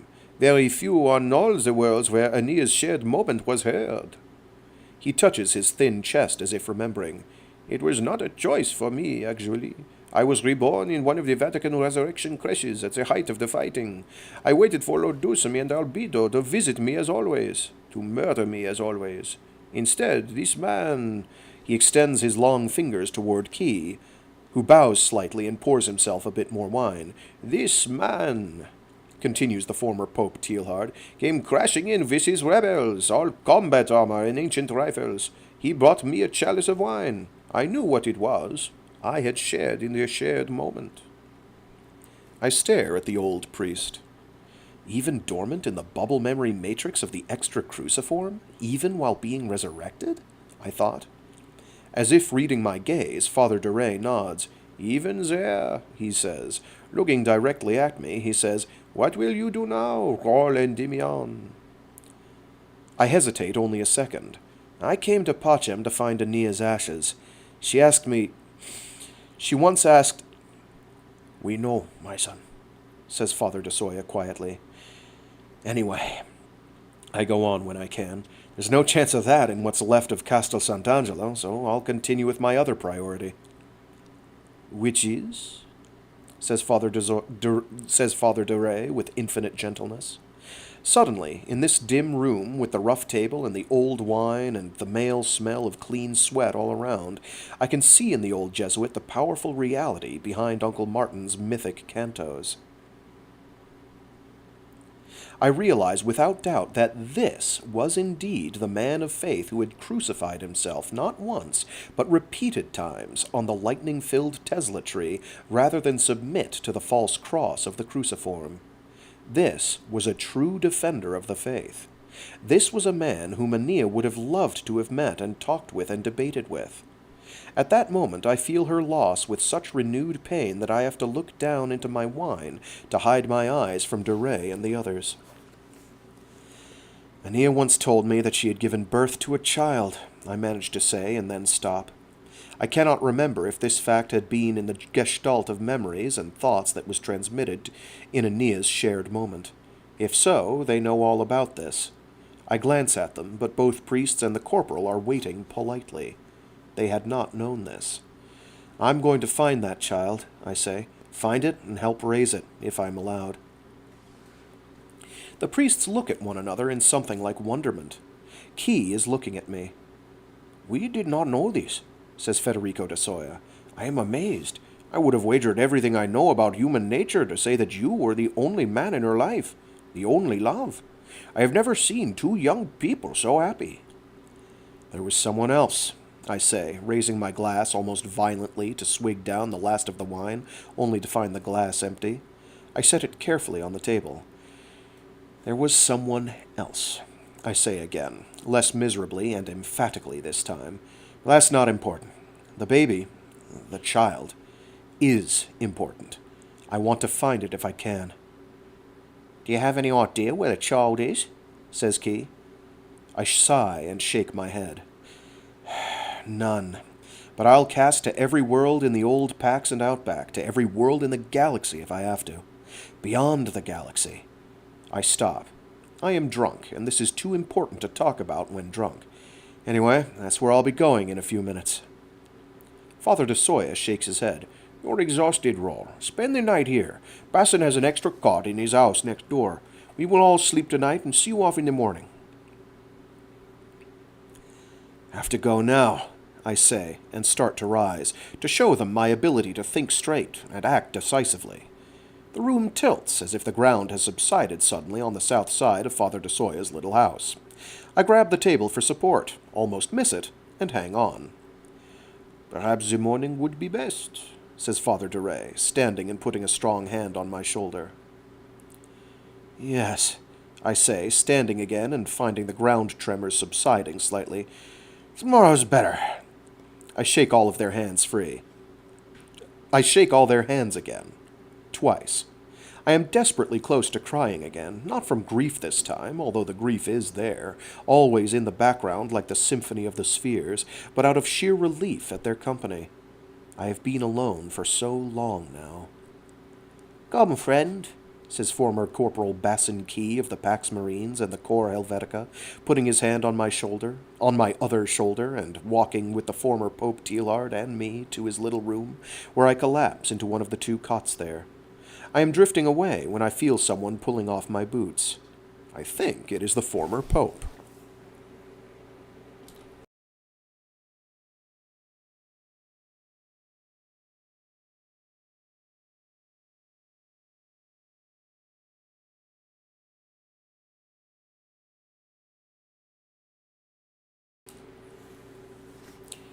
I had forgotten that Pachem only has a 19 standard-hour day. The nights are too short. In the morning I am still suffused with the exhilaration of my freedom, but my head hurts, my back hurts, my stomach aches, my teeth hurt, my hair hurts, and I am sure that a pack of small, fuzzy creatures has taken up residence in the back of my mouth. The village beyond the chapel is bustling with early morning activity. All of it is too loud. Cook fires simmer. Women and children go about chores while the men emerge from the simple homes with the same stubbled, red-eyed roadkill expression that I know I am giving to the world. The priests are in good form, however. I watch a dozen or so parishioners leave the chapel and realize that both DeSoya and DeRay have celebrated an early mass while I was snoring. Bassin Key comes by, greets me in much too loud a voice, and shows me a small structure that is the men's washhouse. Plumbing consists of cold water pumped into an overhead reservoir that one can spill onto oneself in one quick, bone-marrow-freezing second of a shower. The morning is Pachem cool, much like mornings at the 8,000-meter altitude on Tian Shan, and the shower wakes me up very quickly.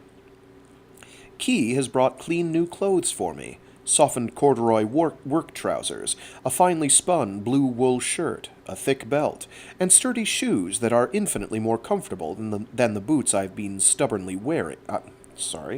And sturdy shoes that are infinitely more comfortable than the boots I have stubbornly worn for more than a standard year in the Schrödinger cat box. Shaven, clean, wearing different clothes, holding a steaming mug of coffee that Key's young bride has handed me, the scriber hanging from a strap over my shoulder, I feel like a new man.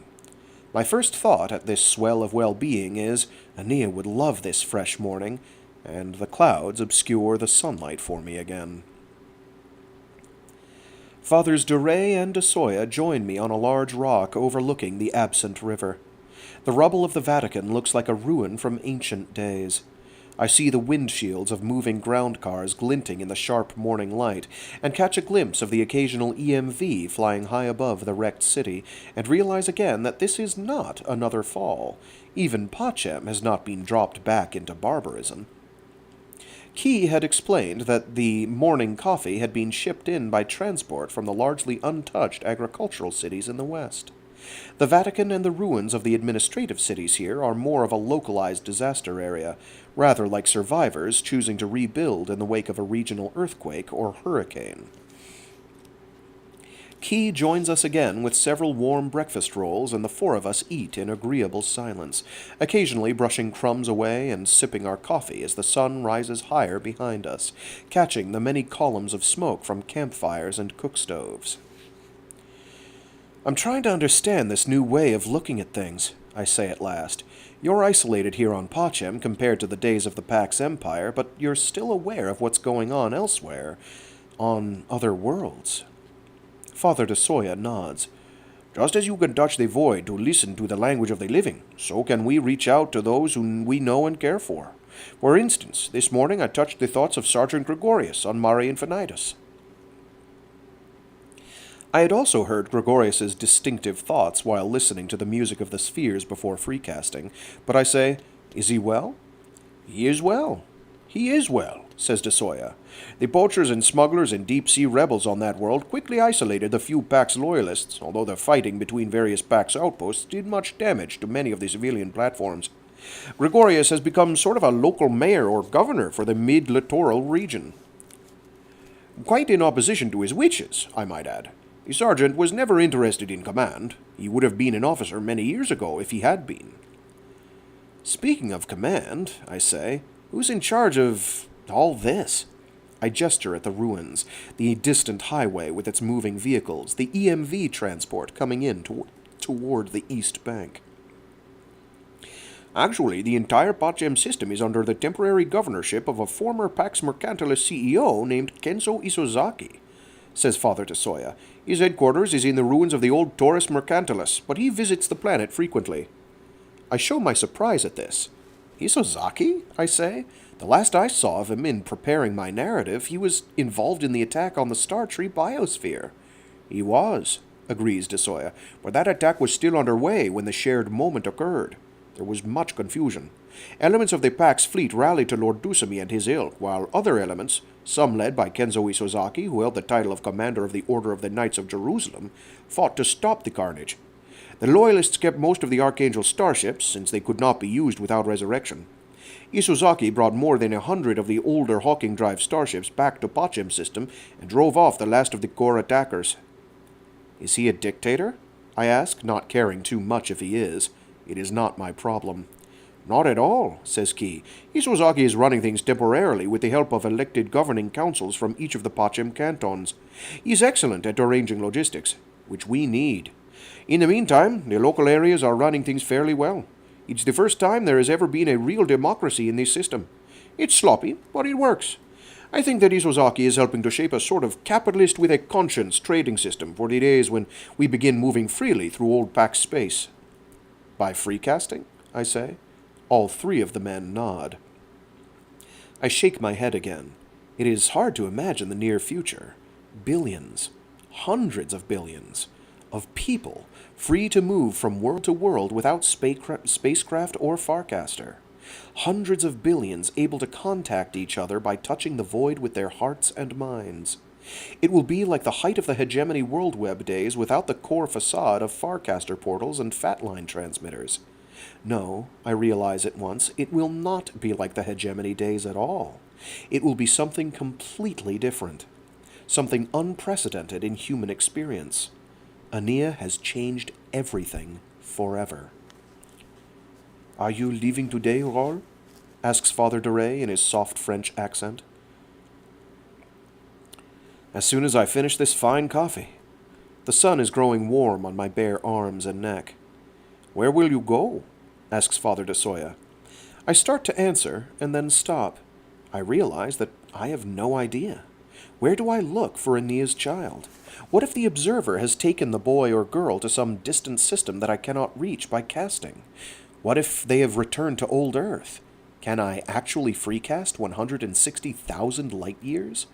Aenea did, but she may have had the help of the lions and tigers and bears. Will I someday be able to hear those voices in the complex chorus of the void? It all seems too large and vague and irrelevant to me.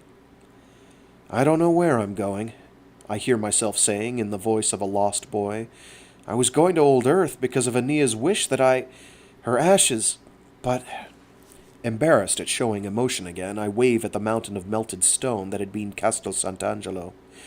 Maybe I'll go back to Hyperion, I say. See Martin Silenus. Before he dies, I add silently. All of us stand on the boulder, pouring out the last drops of cold coffee from the mugs and brushing away the last crumbs from the delicious rolls. I am suddenly struck by an obvious thought. Do any of you want to come with me? I say. Or go anywhere else, for that matter. I think that I can remember how to freecast, and Aenea took us with her just by holding the person's hand. No, she freecast the entire Yggdrasil she freecast the entire Yggdrasil with her just by willing it. If you are going to Hyperion, says Father Desoya, I may wish to accompany you. But first, I have something to show you. Excuse us, Father Duray. Bassin. I follow the short priest back to the village and into his little church. In the tiny sacristy, barely large enough for a wooden wardrobe cupboard for vestments and the small secondary altar in which to store the sacramental hosts and wine, Desoya pushes back a curtain on a small alcove and removes a short metal cylinder, smaller than a coffee thermos. He holds it out to me, and I am reaching for it, my fingers just centimeters away, when suddenly I freeze in mid-motion, unable to touch it. Yes, says the priest, Aenea's ashes, what we could recover. Not much, I am afraid. My fingers trembling, still unable to touch the dull metal cylinder, I stammer, How? When? Before the final core attack, Desoya says softly. Some of us who liberated the prisoners thought it prudent to remove our young friend's cremated remains. There are actually those who wanted to find them and hold them as holy relics, the start of another cult. I felt strongly that Aenea would not have wished that. Was I correct, Rawl? Yes, I say, my hand shaking visibly now. I am still unable to touch the cylinder and almost unable to speak. Yes, absolutely, completely, I say vehemently. She would have hated that. She would have cursed at the thought. I can't tell you how many times she and I discussed the tragedy of Buddha's followers, treating him like a god and his remains as relics. The Buddha also asked that his body be cremated and his ashes scattered so that... I have to stop there. Yes, says Desoya. He pulls a black canvas shoulder bag from his cupboard and sets the cylinder in it. He shoulders the bag. If you would like, I could bring this with us if we are to travel together. Thank you, is all I can say.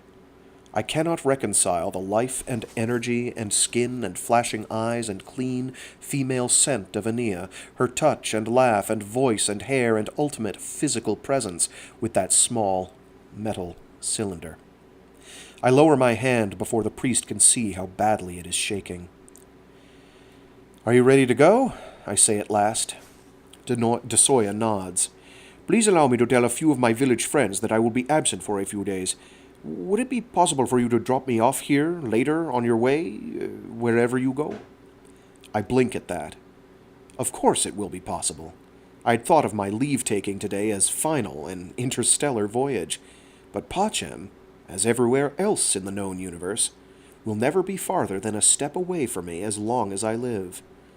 If I remember how to hear the music of the spheres and freecast again, if I can take someone with me, if it was not a one-time gift which I have lost without knowing it. Now my entire frame is shaking. I tell myself it is just too much coffee and say raggedly, "Yeah, no problem. I'll go chat with Father DeRay and Basson until you're ready." The old Jesuit and the younger soldier are at the edge of a small cornfield, arguing about whether it is the optimum time to pick the ears. I can hear Paul DeRay admitting that much of his opinion to pick immediately is swayed by his love of corn on the cob. They smile at me as I approach. "Father Desoya is accompanying you?" says DeRay. I nod. Please give my warmest regards to Martin Silenus," says the Jesuit. "He and I shared some interesting experiences in a roundabout way long ago and worlds away. I have heard of his so-called Cantos, but I confess that I am loath to read them." DeRay grins. "I understand that the hegemony libel laws have lapsed."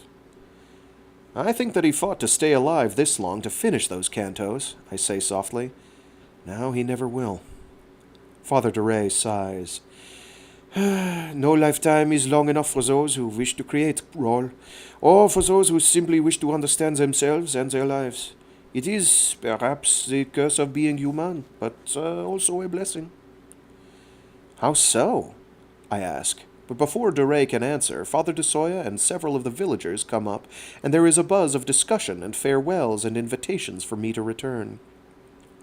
I look at the black shoulder bag and see that the priest has filled it with other things as well as the canister holding Aenea's ashes.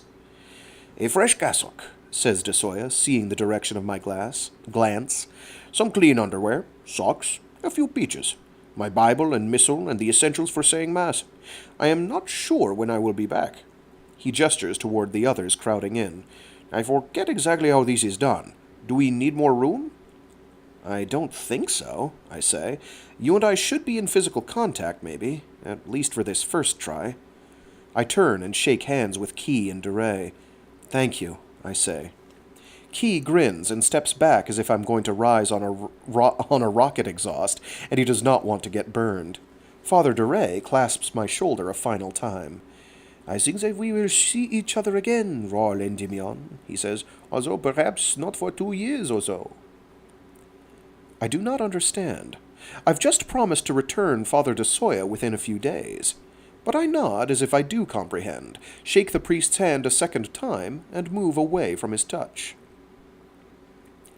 "Shall we hold hands?" says Desoya. I put my hand on the smaller priest's shoulder, much as de Ray had gripped mine a second earlier, and checked to make sure that my scriber is secure on its strap. "This should do it," I say. "Homophobia?" says de Soya with a mischievous boy's grin. "A reluctance to look silly more often than I have to," I say, and close my eyes, quite certain that the music of the spheres will not be there this time, that I will have forgotten completely how to take that step through the void. Well, I think, at least the coffee and conversation are good here if I have to stay forever. The white light surrounds and subsumes us.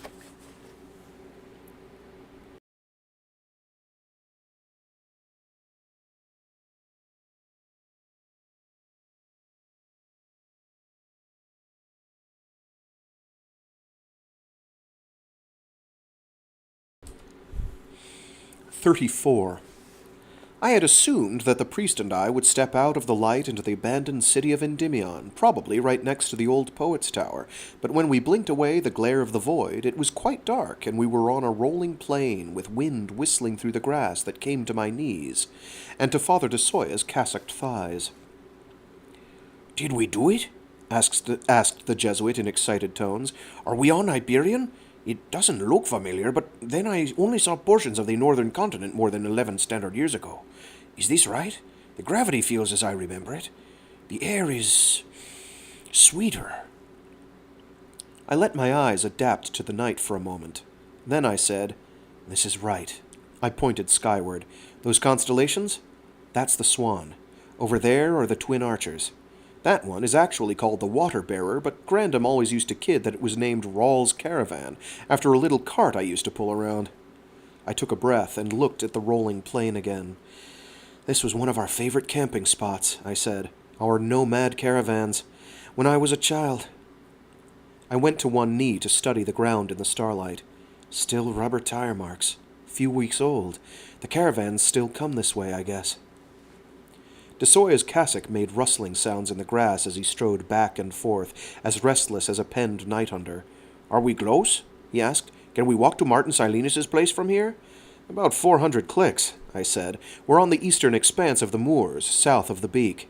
Uncle Martin is in the foothills of the Pinion Plateau." I winced inwardly when I realized that I had used Aenea's pet name for the old poet. "Whatever," said the priest impatiently. "In which direction shall we set out?" The Jesuit was actually ready to start walking, but I put my hand back on his shoulder to stop him. "I don't think we'll have to hike," I said softly. Something was occluding the stars to the southeast, and I picked up the high hum of turbofans above the wind whistle. A minute later, and we could see the blinking red and green navigation lights as the skimmer turned north across the grassland and obscured the Swan. "Is this good?" asked de Soya, his shoulder tensing slightly under my palm. I shrugged. "When I lived here it wouldn't be," I said. "Most of the skimmers belonged to the Pax. To Pax Security, to be exact." We waited only another moment. The skimmer landed, the fans hummed down and died, and the left bubble at the front hinged open. The interior lights came on. I saw the blue skin, the blue eyes, the missing left hand, the blue right hand raised in greeting. "It's good," I said.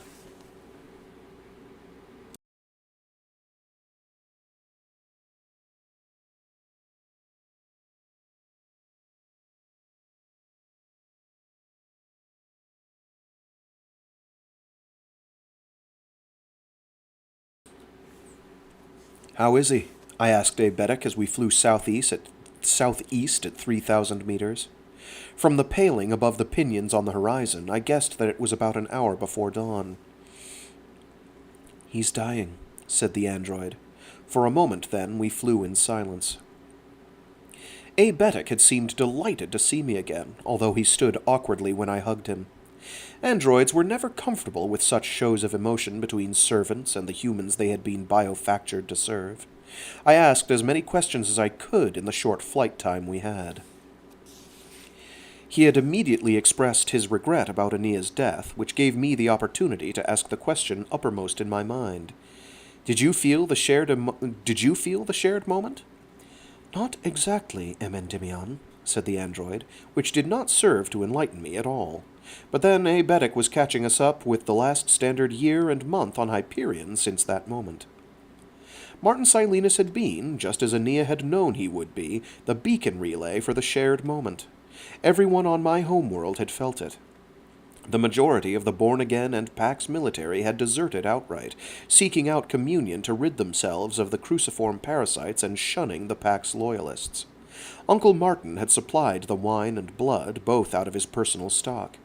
He had been hoarding the wine for decades and drawing off blood since his communion with the 10-year-old Aenea 250 years earlier.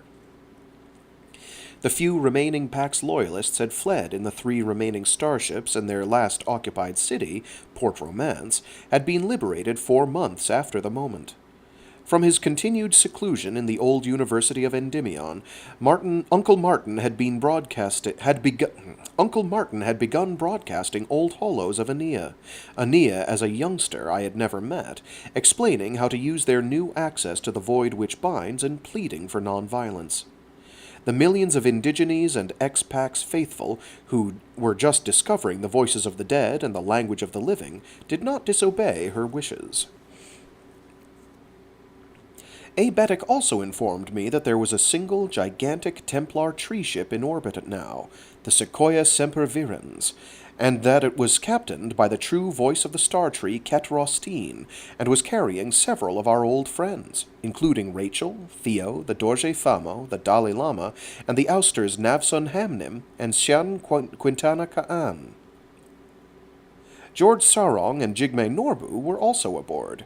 Rostine had been radioing the old poet for permission to land for 2 days, said Aebetic, but Silenus had refused, saying that he did not want to see them or anyone else until I arrived. "Me?" I said. "Martin Silenus knew I was coming?" "Of course," said the android, and left it at that.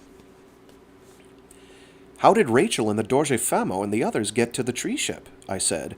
"Did the Sequoia Sempervirens stop by Barnard's World and Vitus Grey Balianus B and the other systems to pick them up?" "It is my understanding, M. Endymion, that the ousters traveled with the tree ship from what remains of the biosphere star tree, which we were fortunate enough to visit. The others, as I am given to understand from M. Rostine's increasingly frustrated transmissions to M. Silenus, freecast to the tree ship much as you have cast here to us." I sat straight up in my seat. This was shocking news.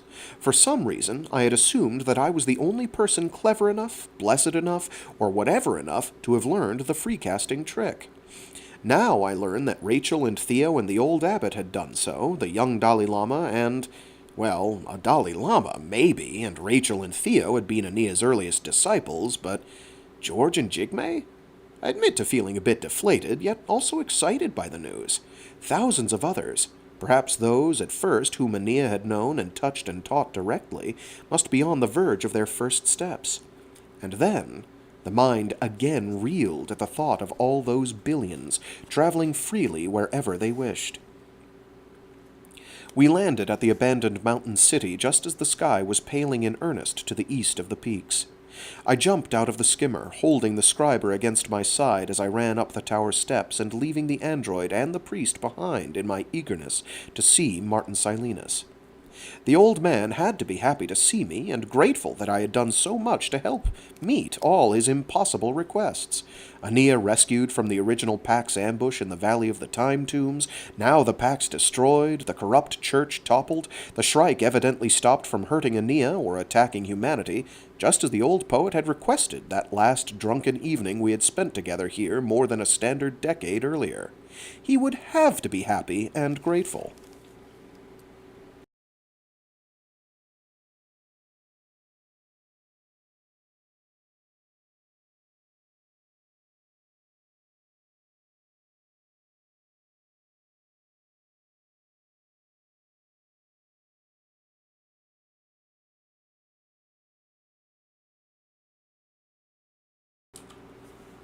"It took you goddamn fucking long enough to get your lazy ass here," said the mummy in the web of life support tubes and filaments. "I thought I'd have to go out and drag you back from wherever you were lazing about like some fucking 20th century welfare queen." The emaciated thing in the hoverbed at the locus of all the machines, monitors, respirators, and android nurses did not look much like the pulse and rejuvenated old man I had said goodbye to less than a decade of mine and only 2 waking years of his ago. This was a corpse that had neglected to be buried. Even his voice was an electronic restructuring of his sub-vocalized gasps and rattles. Are you finished fucking gawking, or do you want to buy another ticket for the freak show? Asked the voice synthesizer above the mummy's head. Sorry, I mumbled, feeling like a rude child caught staring. Sorry doesn't feed the bulldog, said the old poet. Are you going to report to me or just stand there like the indigeny hick you are? Report? I said, opening my hands and setting the scriber on a table tray. I think you know the essential things. Essential things? Roared the synthesizer, interpreting the torrent of chokes and rattles. What the fuck do you know about essential things, boy? The last of the android nurses had scurried out of sight. I felt a flush of anger. Perhaps age had rotted the old bastard's mind as well as his manners, if he ever had any manners. After a minute of silence broken only by the rasp of the mechanical bellows below the bed, bellows that moved air in and out of the dying man's useless lungs, I said, Report. All right. Most of the things you asked are done, M. Silenus. Aenea ended the rule of the Pax and the Church. The Shrike seems to have disappeared. The human universe has changed forever. The human universe has changed forever. The human universe has changed forever, mimicked the old poet in his synthesized attempt at a sarcastic falsetto. Did I fucking ask you, or the girl for that matter, to change the fucking universe for fucking ever? I thought back to our conversations here at Standard Decade earlier. No, I said at last. There you go, snarled the old man. Your brain cells are beginning to stir again. Jesus H. Christ, kid, I think that Schrödinger litter box made you stupider than you were. I stood and waited. Perhaps if I waited long enough, he would just die quietly. What did I ask you to do before you left, boy wonder? He demanded in the tone of a furious schoolmaster. I tried to remember details other than his demand that Aenea and I destroy the Pax's iron rule and topple a church that controlled hundreds of worlds. The Shrike, well, that wasn't what he meant. By touching the void which binds rather than my own fallible memory, I finally retrieved his last words before I had flown off on the hawking mat to meet the girl. Get going, the old poet had said. Give my love to Aenea. Tell her that Uncle Martin is waiting to see old Earth before he dies. Tell her that the old fart is eager to hear her expound the meanings of all motions, shapes, and sounds. The essence of things. Oh, I said aloud. I'm sorry that Aenea is not here to talk to you. So am I, boy, whispered the old man in his own voice. So am I. And don't bring up that thermos of ashes the priest is carrying. That isn't what I meant when I said I wanted to see my niece again before I died. I could only nod, feeling the pain in my throat and chest. What about the rest? He demanded. You gonna carry out my final request, or just let me die while you stand there with your big disciple's thumb up your stupid ass? Final request? I repeated. My IQ seemed to drop 50 points when I was in the presence of Martin Silenus. The voice synthesizer sighed. Give me your stylus, scriber there, if you want me to spell it out in big block letters for you, boy. I want to see old Earth before I croak. I want to go back there. I want to go home.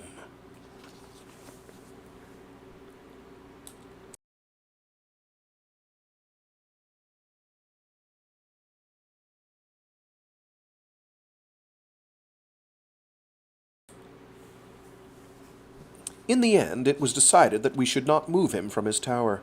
The android medics conferred with the ouster medics who finally were permitted to land, who conferred with the autosurgeon aboard the consul's ship. which was parked just beyond the tower, exactly where Aebetic had landed it some 2 months earlier after paying his time debt for translation from Pachem's system, which conferred electronically with the medical monitors surrounding the poet as it had been constantly, and the verdict remained the same. It would probably kill him to take him aboard either the consul's ship or the tree ship by removing him from his tower and submitting him to even the most subtle changes of gravity or pressure. So we brought the tower and a large chunk of Endymion with us.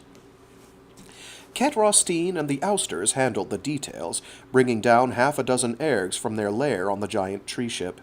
I estimated later that about 10 hectares actually rose into the air during that lovely Hyperion sunrise, including the tower, the consul's parked spaceship, the pulsing Mobius cubes that had transported the ergs, the parked skimmer, the kitchen and laundry annexes next to the tower, part of the old chemistry building on the Endymion campus, several stone dwellings, precisely half of the bridge over the Pinion River, and a few million metric tons of rock and subsoil. The liftoff was undetectable. The containment fields and the lift fields were handled so perfectly by the ergs and their ouster and Templar handlers that there was no hint of movement whatsoever, except for the morning sky becoming an unblinking star field in the circular opening of Uncle Martin's tower above our heads, and the hollows in the sick room that showed our progress. Standing in that room, the stars burning and rotating overhead, Aebetic, Father DeSoya, a few other android nurses, and I watched those direct feed hollows as I held the old man's hand. Endymion, our world's oldest city and the source of my indigene family's name, slid silently up through sunrise and atmosphere to be embraced by the 10 kilometers of perfect tree ship waiting for us in high orbit. The Sequoia sempervirens had parted its branches to make a perfect berth for us, so we could walk from Hyperion soil to the great bridges and branches and walkways of the ship with no sense of transition. Then the tree ship turned out toward the stars. "You will have to do the next part, Roll," said the Dorje Famo. "M. Silenus will not survive a Hawking Drive shift or the fugue or the time debt necessary." "This is a damned big tree ship," I said. "Lots of people and machines aboard. You'll help, I hope." "Of course," said the tall woman with wild gray hair. "Yes," said the Dalai Lama and George and Jigme. "We'll help," said Rachel as she stood next to Theo. Both women looked older. "We will also try," said Father DeSoya, speaking for Ketrostine and the others gathered near. High on the bridge of the ship, while Aebetic tended to his former master some 100 meters below, the Dorje Famo, Rachel, Theo, the Dalai Lama, George, Jigme, Father DeSoya, the Templar captain, and the others held hands. I completed the rough circle. We closed our eyes and listened to the stars.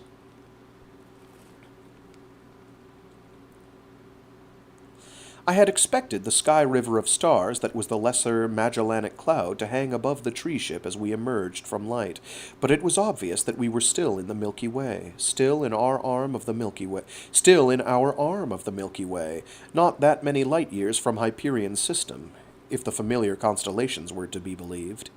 We had gone somewhere. But the world that burned above the branches was not the sea blue and cloud white of old Earth, or even an Earth-like planet, but was a red and oceanless desert world with scattered pocks of volcanic or impact crater acne and a gleaming white polar cap. "Mars," said Aebetic. "We have returned to old Earth's system near the star named Sol." All of us heard the void voice resonance of Fedman Kassad on that world. We freecast down, found him, explained the voyage — he did not need the explanation because he had heard us coming through his own listening — and brought him back to the Sequoia sempervirens with us. Martin Silenus sent up word that he wanted to speak to his old pilgrimage partner, and I walked the stairways and bridges to the tower with the soldier. "Old Earth's system is secure, just as the one who teaches commanded me," said Cassad as we stepped onto the Hyperion soil where the fragment of city nestled in the tree ship's branches. No Pax ships have tested our defenses for months. No one in system, not even our own warships, will be allowed to approach closer than 20 million kilometers to Old Earth. To Old Earth? I repeated. I stopped in my tracks. Cassad stopped and turned his thin, dark visage toward me. You don't know, he said. The soldier pointed skyward, straight up toward where the tree ship was accelerating under smooth, erg-managed full thrust. It looked like a double star, as all planets with one large moon look. But I could see the pale glow of Luna, smaller, colder, and the warm blue and white pulse of life that was old Earth. Abetic joined us at the entrance to the tower. When did it return? I said, still looking up at old Earth as it grew into a true sphere. At the time of the shared moment, said Cassad. He brushed red dust from his black uniform, preparing himself to see the old poet. Does everyone know? I said. Poor, dumb Ral Endymion, always the last one to get the word. Now they do, said Colonel Fedman Cassad. The three of us went up to see the dying man.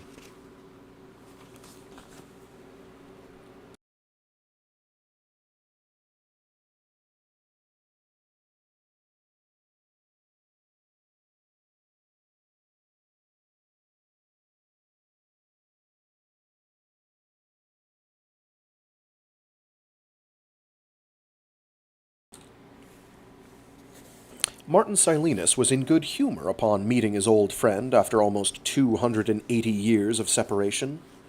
So your black killer's soul is going to become the seed crystal when they build the Shrike a millennium hence, eh? Cackled the old man through his laboring speech synthesizer. Well, thanks a shitload, Cassad. The soldier frowned down at the grinning mummy. Why aren't you dead, Martin? Said the colonel at last. I am, said Silenus, coughing. I quit breathing ages and eons ago. They just haven't been smart enough to push me over and bury me yet. The synthesizer did not try to articulate the chokes and rattles that followed. Did you ever finish your worthless prose poem? Asked the soldier as the old man continued to cough, sending the web of tubes and wires shaking. No, I said, speaking for the coughing form in the bed. He couldn't. Yes, said Martin Silenus clearly through his throat mic. I did. I just stood there. Actually, cackled the poet, he finished it for me. The bony arm, with its wrapping of parchment flesh, rose slightly from the bed. A thumb, distorted by arthritis, jerked in my direction. Colonel Cassad gave me a glance. I shook my head. Don't be so fucking dense, boy, said Martin Silenus with what translated as an affectionate tone over the speaker. See your scriber anywhere? I whirled and looked at the bedside tray where I had left it earlier. It was gone. All printed out. About 1 billion backup memories cut. Sent it out onto the datasphere before we cast here, rasped Silenus. There is no datasphere, I said. Martin Silenus laughed himself into a coughing fit. Eventually, the synthesizer translated some of those coughs as, You aren't just dumb, boy. You're helpless. What do you think the void is? It's the goddamn universe's goddamn datasphere, boy. I've been listening to it for centuries before the kid gave me communion to do it with nanotech bugs in me. That's what writers and artists and creators do, boy. Listen to the void and try to hear dead folks' thoughts. Feel their pain. The pain of living folks, too. Finding a muse is just an artist or holy man's way of getting a foot in the void which binds front door. Aenea knew that. You should have, too. You had no right to transmit my narrative, I said. It's mine. I wrote it. It's not part of your Cantos. If I had known for sure which tube passing to him was his oxygen hose, I would have stepped on it till the rattling stopped. Bullshit, boy, said Martin Silenus. Why do you think I sent you on this 11-year vacation? To rescue Aenea, I said. The poet cackled and coughed. She didn't need rescuing, Rawl. Hell, the way I saw it while it was happening, she pulled your worthless ass out of the fire more often than not. Even when the Shrike was doing the saving, it was only because that girl child had tamed it for a bit. The mummy's white eyes, with their video pickup glasses, turned toward Colonel Cassad. Tamed you, I mean, you once-in-future killing machine. I stepped away from the bed and touched one of the biomonitors to steady myself. Overhead, in the wide circle that was the open top of the tower, old Earth grew large and round. Martin Silenus's voice called me back, almost taunting me. But you haven't finished it yet, boy. The Cantos aren't done. I stared at him across the few cold meters of distance. What do you mean, old man?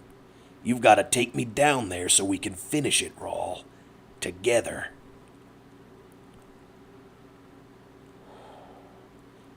We could not freecast down to old Earth because there was no one there for me to use as a beacon for the casting, so we decided to use the ergs to land the entire slab of Endymion City. This might be fatal to the old poet, but the old poet had shouted at us to, for God's sake, shut the fuck up and get on with it, so we were. The Sequoia Sempervirens had been in low orbit around old Earth, or just plain Earth, as Martin Silenus demanded we call it, for several hours. The tree ship's optics, radar, and other sensors had shown a world empty of human life, but healthy, with animals, birds, fish, plants, and an atmosphere free of pollution. I had planned to land at Taliesin West, but telescopes showed the buildings gone. Only high desert remained, probably just as it was in the final days before Earth was supposed to have fallen into the big mistake of '08 black hole. The Rome to which the second John Keats hybrid had returned was gone. All of the cities and structures which I thought of as the lions and tigers and bears experimental reconstructions apparently were gone. The Earth had been scrubbed clean of cities and highways and signs of humankind. It throbbed with life and health as if awaiting our return.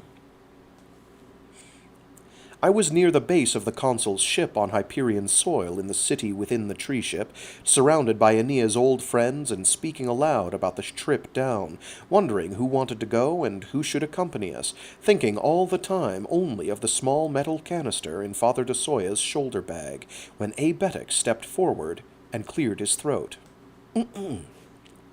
Excuse me, Endymion, I do not mean to interrupt.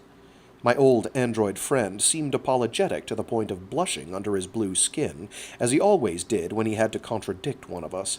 But Aenea left specific instructions with me should you return to old Earth, as you obviously have. We all waited. I had not heard her give the android instructions on the Yggdrasil, but then things had been very loud and confused there toward the end. Aebetic cleared his throat. Aenea specified that Ketrostine should pilot the landing, if there were a landing, with 4 other individuals to disembark once landed, and asked me to apologize to all of you who wish to go down to old Earth immediately, he said.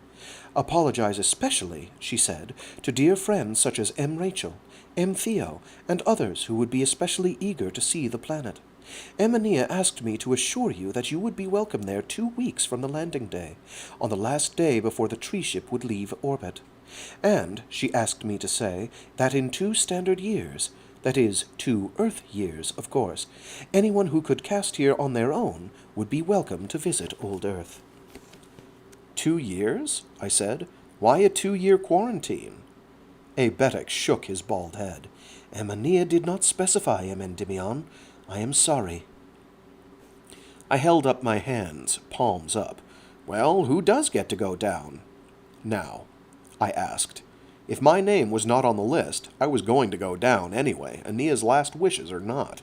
I'd use my fists to get aboard if need be. or hijack the consul's ship and land it, or freecast alone. You, sir, said Aebetic. She quite specifically mentioned you, Endymion, and Silenus, of course, Father de Soya, and... The android hesitated, as if embarrassed again. Go on, I said more sharply than I had intended. Me, said Aebetic. You, I repeated. In a second it made sense to me. The android had made our long trip out with us, had, in fact, spent more time with Aenea than I had over the years because of the time debt involved in my solo odyssey. More than that, Aebetic had risked his life for her, for us, and lost his arm in Nemesis' ambush on Godsgrove so many years ago. He had listened to Aenea's teachings even before Rachel and Theo, or I, had signed on as disciples. Of course she would want to see her friend Aebetic there when her few ashes were scattered in the breezes of old Earth. I felt ashamed for acting surprised. I'm sorry, I said aloud. Of course you should come. Aebetic nodded very slightly. 2 weeks, I said to the others, most of whose disappointment was visible on their faces. In 2 weeks we'll all be down there to look around, see what surprises the lions and tigers and bears have left for us. There were goodbyes as old friends, Templars, ousters, and others left the soil of the city Endymion to watch from the tree ship's stairways and platforms. Rachel was the last to leave. To my surprise, she hugged me fiercely. I hope to hell that you're worth it, she said in my ear. I had no idea what the feisty brunette was talking about. She, and most women, had always been a mystery to me. All right, I said, after we had trooped up the stairs to Martin Silenus's bedside. I could see old Earth, above us.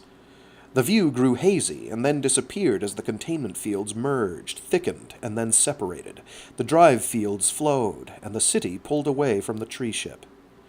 The Templar crew members and ousters had rigged makeshift controls to the tower's sick room, which, with all of Martin Silenus's medical machines hovering around, had become a very crowded space. I also thought that this was as good a place as any to sit out the Erg's attempt to land a mass of rock and grass, a city with a tower and a parked spaceship, and a half-stump of bridge leading nowhere, on a world that was 3/5 water and that had no spaceports or traffic control.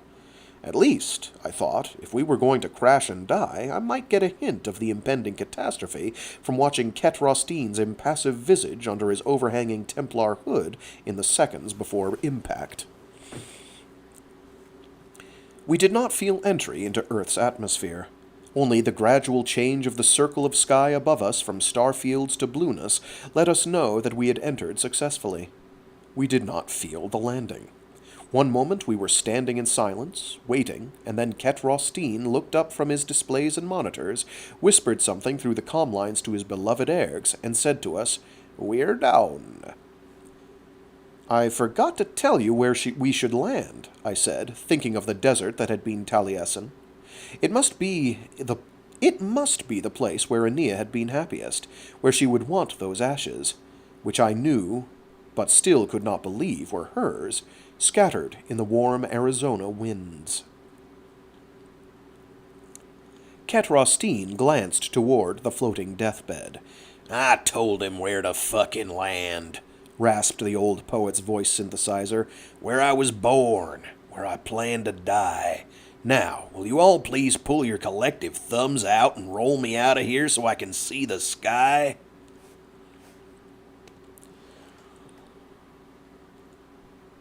Aebetic unplugged all of Silenus's monitors, everything except the most essential life support equipment, and tied everything together within the same EM repulsor field. While we were on the tree ship, the androids and the ouster crew clones and the Templars had built a long, gradual ramp from the top tower room down to the ground, then paved an exit walk to the edge of the city slab and beyond. All of this had landed intact, I noticed, as we accompanied the floating sickbed out into the sunlight and down. As we passed the consul's ebony spacecraft, a speaker on the hull of the ship said, "Goodbye, Martin Silenus. It was an honor knowing you." The ancient figure in the bed managed to lift one skeletal arm in a rather jaunty wave. See you in hell, ship.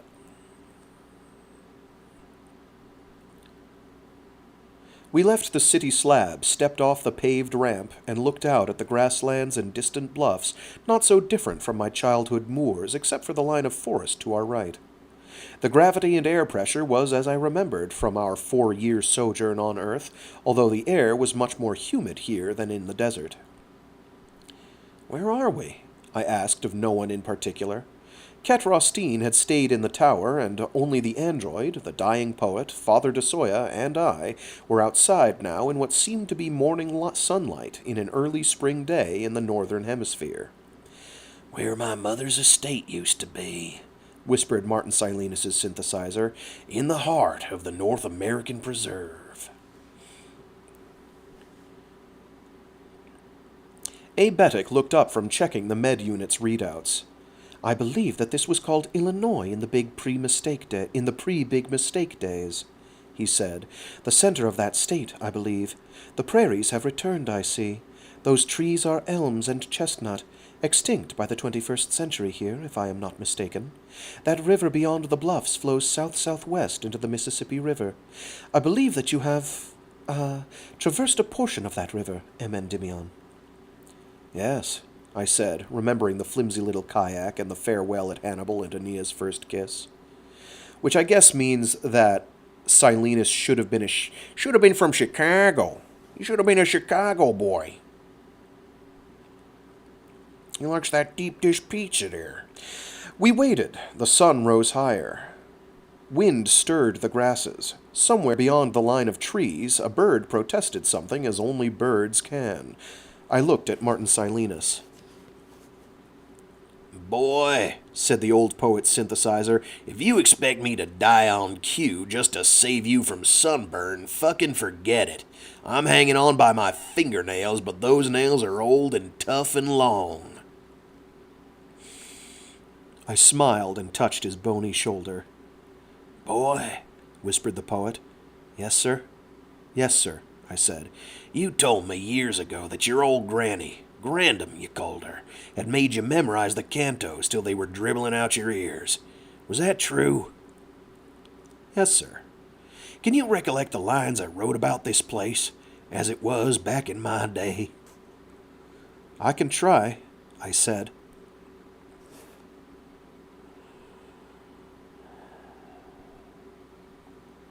I closed my eyes.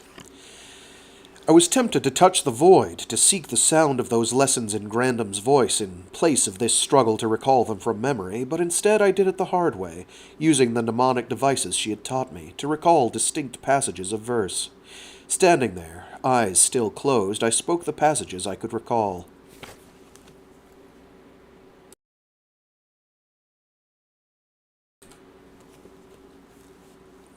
Fragile twilights fading from fuchsia to purple, above the crepe paper silhouettes of trees, beyond the southwest sweep of lawn, skies as delicate as translucent china, unsecured by cloud or contrail. The pre-symphony hush of first light followed by cymbal crash of sunrise. Oranges and russets igniting to gold, the long, cool descent to green, leaf, shadow, shade, tendrils of cypress, and weeping willow, the hushed green velvet of the glade. Mother's estate, our estate, 1,000 acres centered in 1,000,000 more. Lawns the size of small prairies with grass so perfect it beckoned a body to lie on it, to nap on its soft perfection. Noble shade trees making sundials of the earth, their shadows circling in stately procession. Now mingling, now contracting to midday, finally stretching eastward with the dying of the day. Royal oak, giant elms, cottonwood and cypress and redwood and bonsai, banyan trees lowering new trunks, like smooth-sided columns in a temple roofed by sky. Willows lining carefully laid canals and haphazard streams, their hanging branches singing ancient dirges to the wind.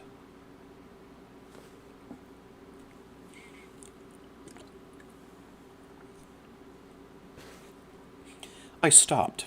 The next part was hazy. I'd never enjoyed those fake lyrical bits of the cantos, preferring the battle scenes instead. I had been touching the old poet's shoulder as I recited, and had felt it relax as I spoke. I opened my eyes, expecting to see a dead man in the bed. Martin Silenus gave me a satyr's grin. Not bad, he rasped. Not bad for an old hack.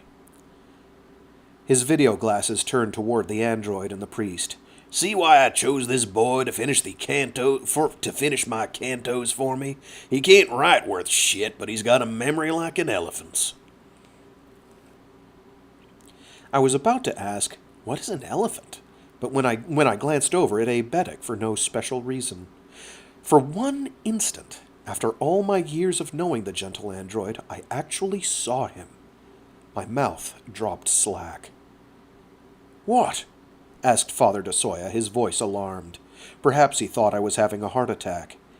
"You," I said to Abetic. "You're the observer."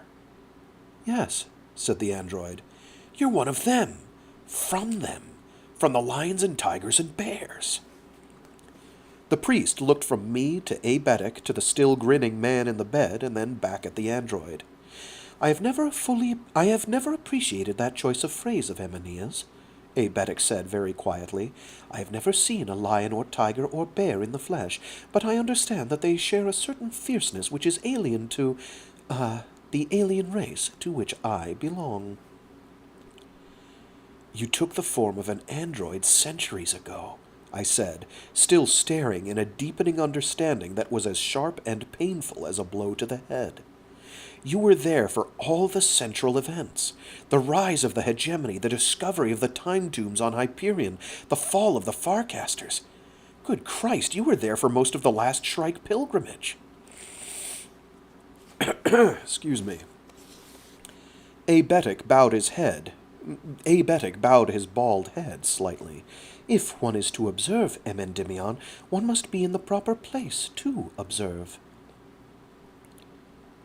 I leaned over Martin Silenus's bed, ready to shake him alive for an answer if he had already died. "Did you know this, old man?" "Not before he left with you, Rawl," said the poet. "Not until I read your narrative through the void and realized—" I took 2 steps back in the soft, high grass. "I was such an idiot," I said. "I saw nothing. I understood nothing. I was a fool."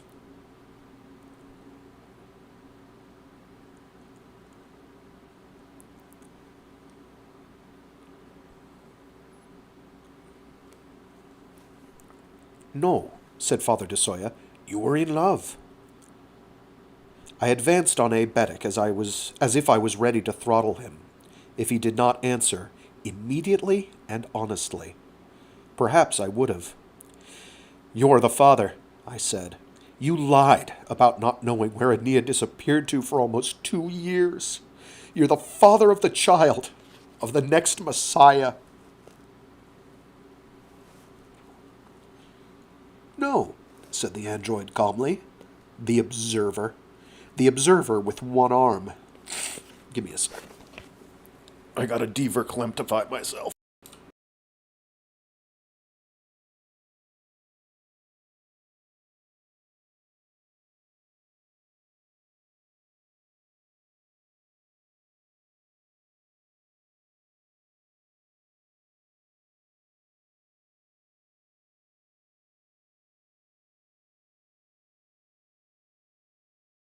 All right, let's try this again. "No," said the android calmly. "The observer. The observer with one arm, the friend who almost died with us a score of times. No," he said again, "I am not Aenea's husband. I am not the father." "Please," I said, my hands shaking, "do not lie to me," knowing that he would not lie. Had never lied. Abetic looked me in the eye. "I am not the father," he said. "There is no father now. There was never another Messiah. There is no child. Dead. They're both dead. Her child, her husband, whoever, whatever he was. Aenea herself. My dear girl, my darling girl, nothing left. Ashes." Somehow, even as I had dedicated myself to finding the child, to pleading with the observer, Father, to allow me to be this child's friend and bodyguard and disciple, as I had been Aeneas, to using that newfound hope as a means of escaping the Schrödinger box, I had known deep in my heart that there was no child of my darlings alive in the universe. I would have heard that soul's music echoing across the void like a Bach fugue. No child. Everything was ashes.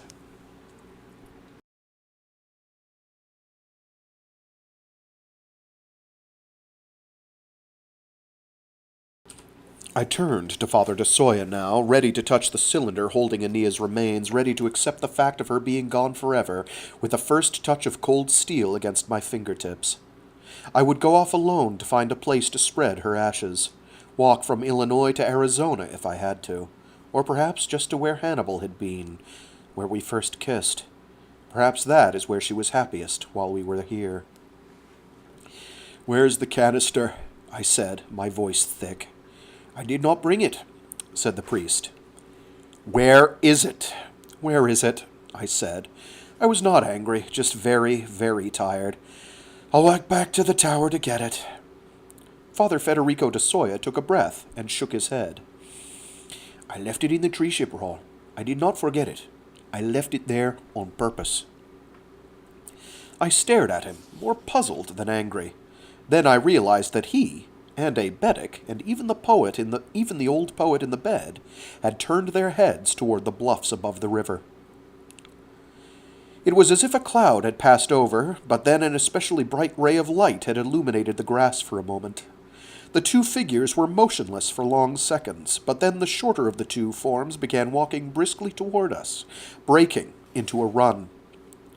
The taller figure was more recognizable at this distance, of course. Sunlight on its chrome carapace, the red eyes visibly glinting even at this distance, the gleam of thorns and spikes and razor fingers. But I had no time to waste looking at the motionless shrike. It had done its job. It had farcast itself and the person with it, forward through time as easily as I had learned to cast through space. Aenea ran the last 30 meters. She looked younger, less worn by worry and events.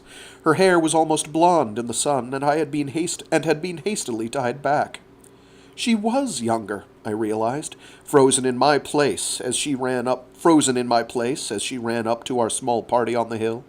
She was 20, 4 years older than when I had left her in Hannibal, but almost 3 years younger than when I saw her last.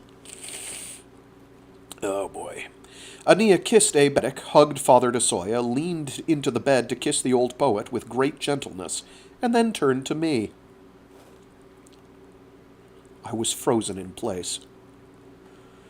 Aenea walked closer and stood on tiptoe, as she always had when she wanted to kiss me on the cheek. She kissed me gently on the lips. "I'm sorry, Rawl," she whispered. "I'm sorry this had to be so hard on you. On everyone." So hard on me. She stood there with the full foresight of the torture to come in Castel Sant'Angelo, with the Nemes things circling her naked body like carrion birds, with the images of the rising flames. She touched my cheek again. "Rawl, my dear, I'm here. This is me. For the next 1 year, 11 months, 1 week, and 6 hours. I'll be with you, and I will never mention the amount of time again. We have infinite time. We'll always be together. And our child will be there with you as well." Our child. Not a messiah born of necessity. Not a marriage with an observer. Our child. Our human, fallible, falling down and crying child. "Rawl," said Aenea, touching my cheek, with her work-calloused fingers. "Hello, kiddo."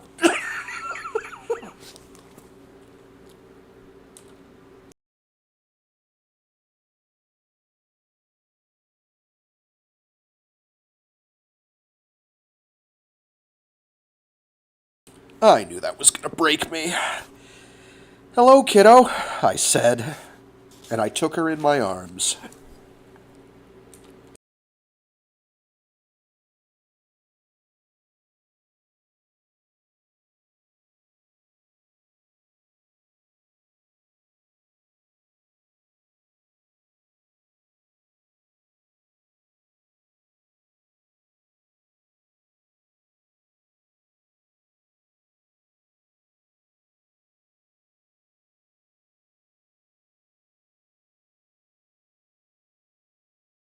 My apologies. I knew that would mess me up. Whatever. 35. Martin Silenus died late on the next day, several hours after Aenea and I were wed. Father de Soya performed the wedding service, of course, just as he later performed the funeral service just before sunset. The priest said that he was glad he had brought along his vestments and missal. We buried the old poet on one of the grassy bluffs above the river, where the view of the prairie and distant forests seemed most lovely. As far as we could tell, his mother's house would have been set somewhere nearby. Aebetic, Aenea, and I had dug the grave deep, since there were wild animals about. We had heard wolves howl the night before, and then carried heavy stones to the site to cover the earth. On the simple headstone, Aenea marked the dates of the old poet's birth and death, 4 months short of a full 1,000 years, carved his name in deep script, and in the space below added only, "Our Poet." The Shrike had been standing on that grassy bluff where it had arrived with Aenea, and it had not moved during our wedding service that day, nor during the beautiful evening when the old poet died, nor during the sunset funeral service when we buried Martin Silenus not 20 meters from where the thing stood, like a silver-spiked and thorn-shrouded sentinel. But as we moved away from the grave, the Shrike walked slowly forward until it stood over the grave, its head bowed, its 4 arms hanging limply, the last of the sky's dying glow reflected in its smooth carapace and red jeweled eyes. It did not move again.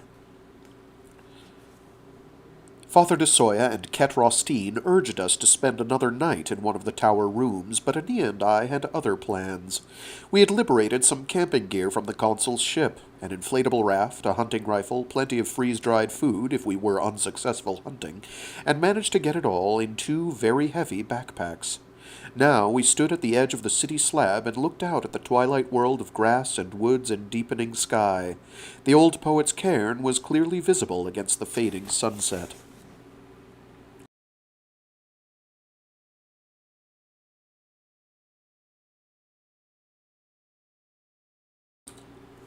"It will be dark soon," fussed Father de Soya. "We have a lantern." Aenea grinned. "There are wild animals out there," said the priest. "That howl we heard last night. God knows what predators are just waking up."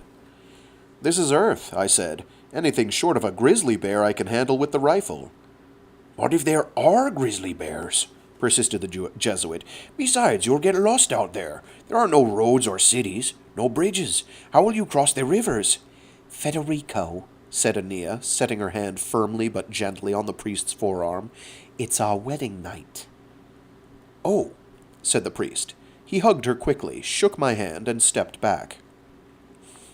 "May I make a suggestion, Aenea, Endymion?" said Aebetic diffidently. I looked up from sliding the sheath knife onto my belt.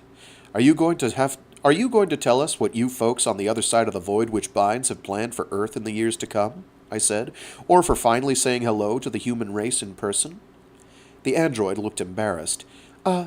No," he said. "The suggestion was actually more in the line of a modest wedding present." He handed both of us a leather case. I recognized it at once. So did Aenea. We got down on our hands and knees to take the hawking mat out and unroll it on the grass. It activated at first tap, hovering a meter above the ground. We piled and lashed our packs on the back, set the rifle in place, and still had room for the both of us. If I sat cross-legged and Aenea sat in the cusp of my arms and legs, her back against my chest.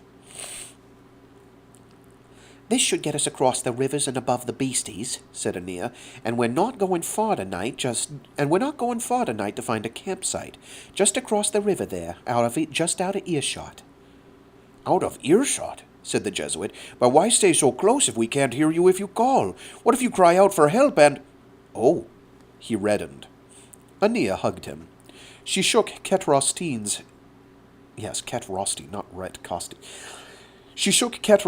hand and said, "In 2 weeks I would be obliged if you would let Rachel and the others cast down or take the consul's ship down if they want to look around. We'll meet them at Uncle Martin's grave at high noon.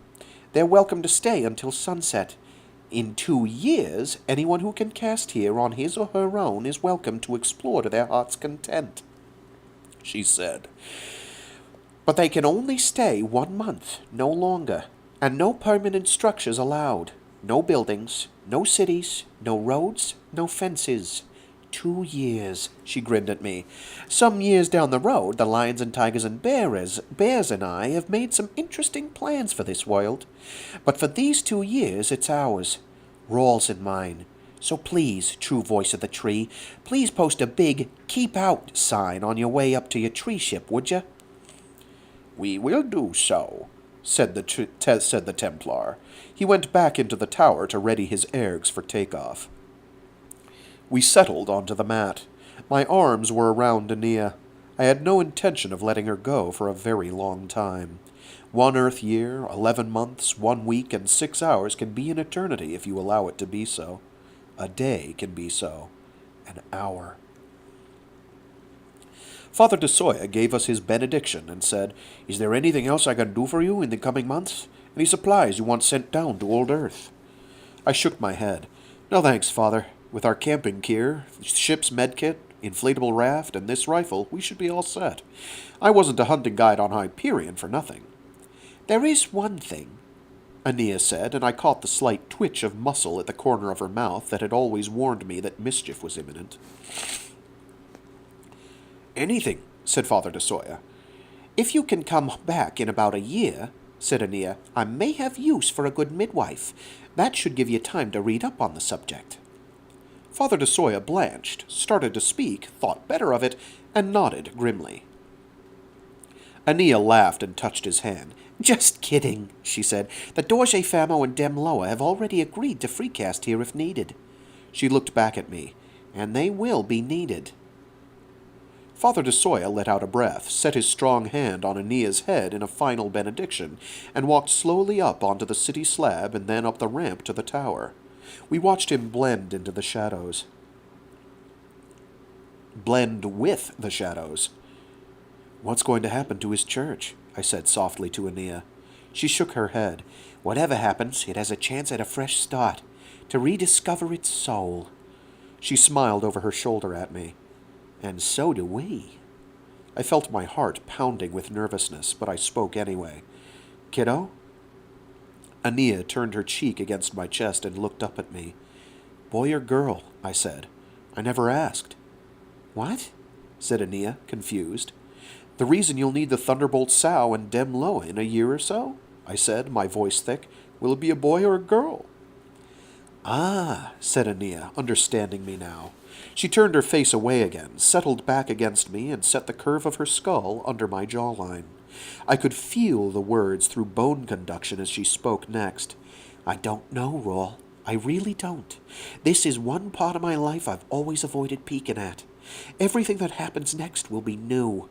Oh, I know from glimpses of things beyond this that we will have a healthy child, and that leaving the baby, and you, will be the hardest thing I ever do. Much harder than when I have to let myself be caught in St. Peter's Basilica and go to the Pax Inquisitors. But I also know from those glimpses of myself after this period, when I am with you again on Tian Shan in my future and your past, and suffering because I am unable to tell you any of this, that I also will be consoled by the fact that in this future our baby is well, and that you will be raising him or her. And I know that you will never let the child forget who I was or how much I loved the two of you." She took a deep breath. "But as for knowing whether it will be a boy or a girl, or what we name the baby, I have no clue, my darling. I have chosen not to look into this time, our time, but just to live it, with you, day by day. I am as blind to this future as you are."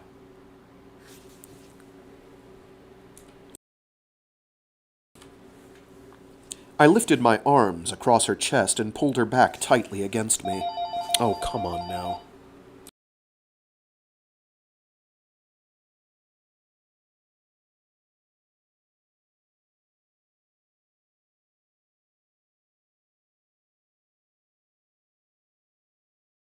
Okay, well that sobered me up a little. I lifted my arms across her chest and pulled her back tightly against me. There came an embarrassed cough, and we looked up to realize that Aebetic was still standing next to the hawking mat. "Old friend," said Aenea, gripping his hand while I still held her tight, "what words are there?" The android shook his head, but then said, "Have you ever read your father's sonnet to Homer, Aenea?" My dear girl thought, frowned, and said, "I think I have, but I don't remember it." "Perhaps part of it is relevant to Emma Endymion's query about the future of Father de Soya's church," said the blue man. "And to other things as well. May I?" "Please," said Aenea. I could feel through the strong muscles in her back against me, and through the squeezing of her hand on my right thigh, that she was as eager as I to get away and find a camping spot. I hoped that Aebetic's recital would be short. The android quoted, "Aye, on the shores of the darkness there is light, and precipices show untrodden green. There is a budding morrow in midnight, there is triple sight in blindness keen." "Thank you," said Aenea, "and thank you, dear friend." She freed herself enough to kiss the android a final time. "Hey," I said, attempting the whine of an excluded child. She kissed me a longer time. A much longer time. A very deep time. We waved a final goodbye. I tapped the flight threads, and the centuries-old mat rose 50 meters, flew over the errant city slab and stone tower of final time, circled the consul's ebony spaceship, and carried us away westward. Already trusting the North Star as our guide, softly discussing a lively-looking campsite on high ground some kilometers west, we passed over the old poet's grave where the shrike still stood silent guard, flew out over the river where the ripples and whirlpools caught the last glows of sunset, and gained altitude as we gazed down on the lush meadows and enticing forests of our new playground, our ancient world, our new world, our first and future and finest world.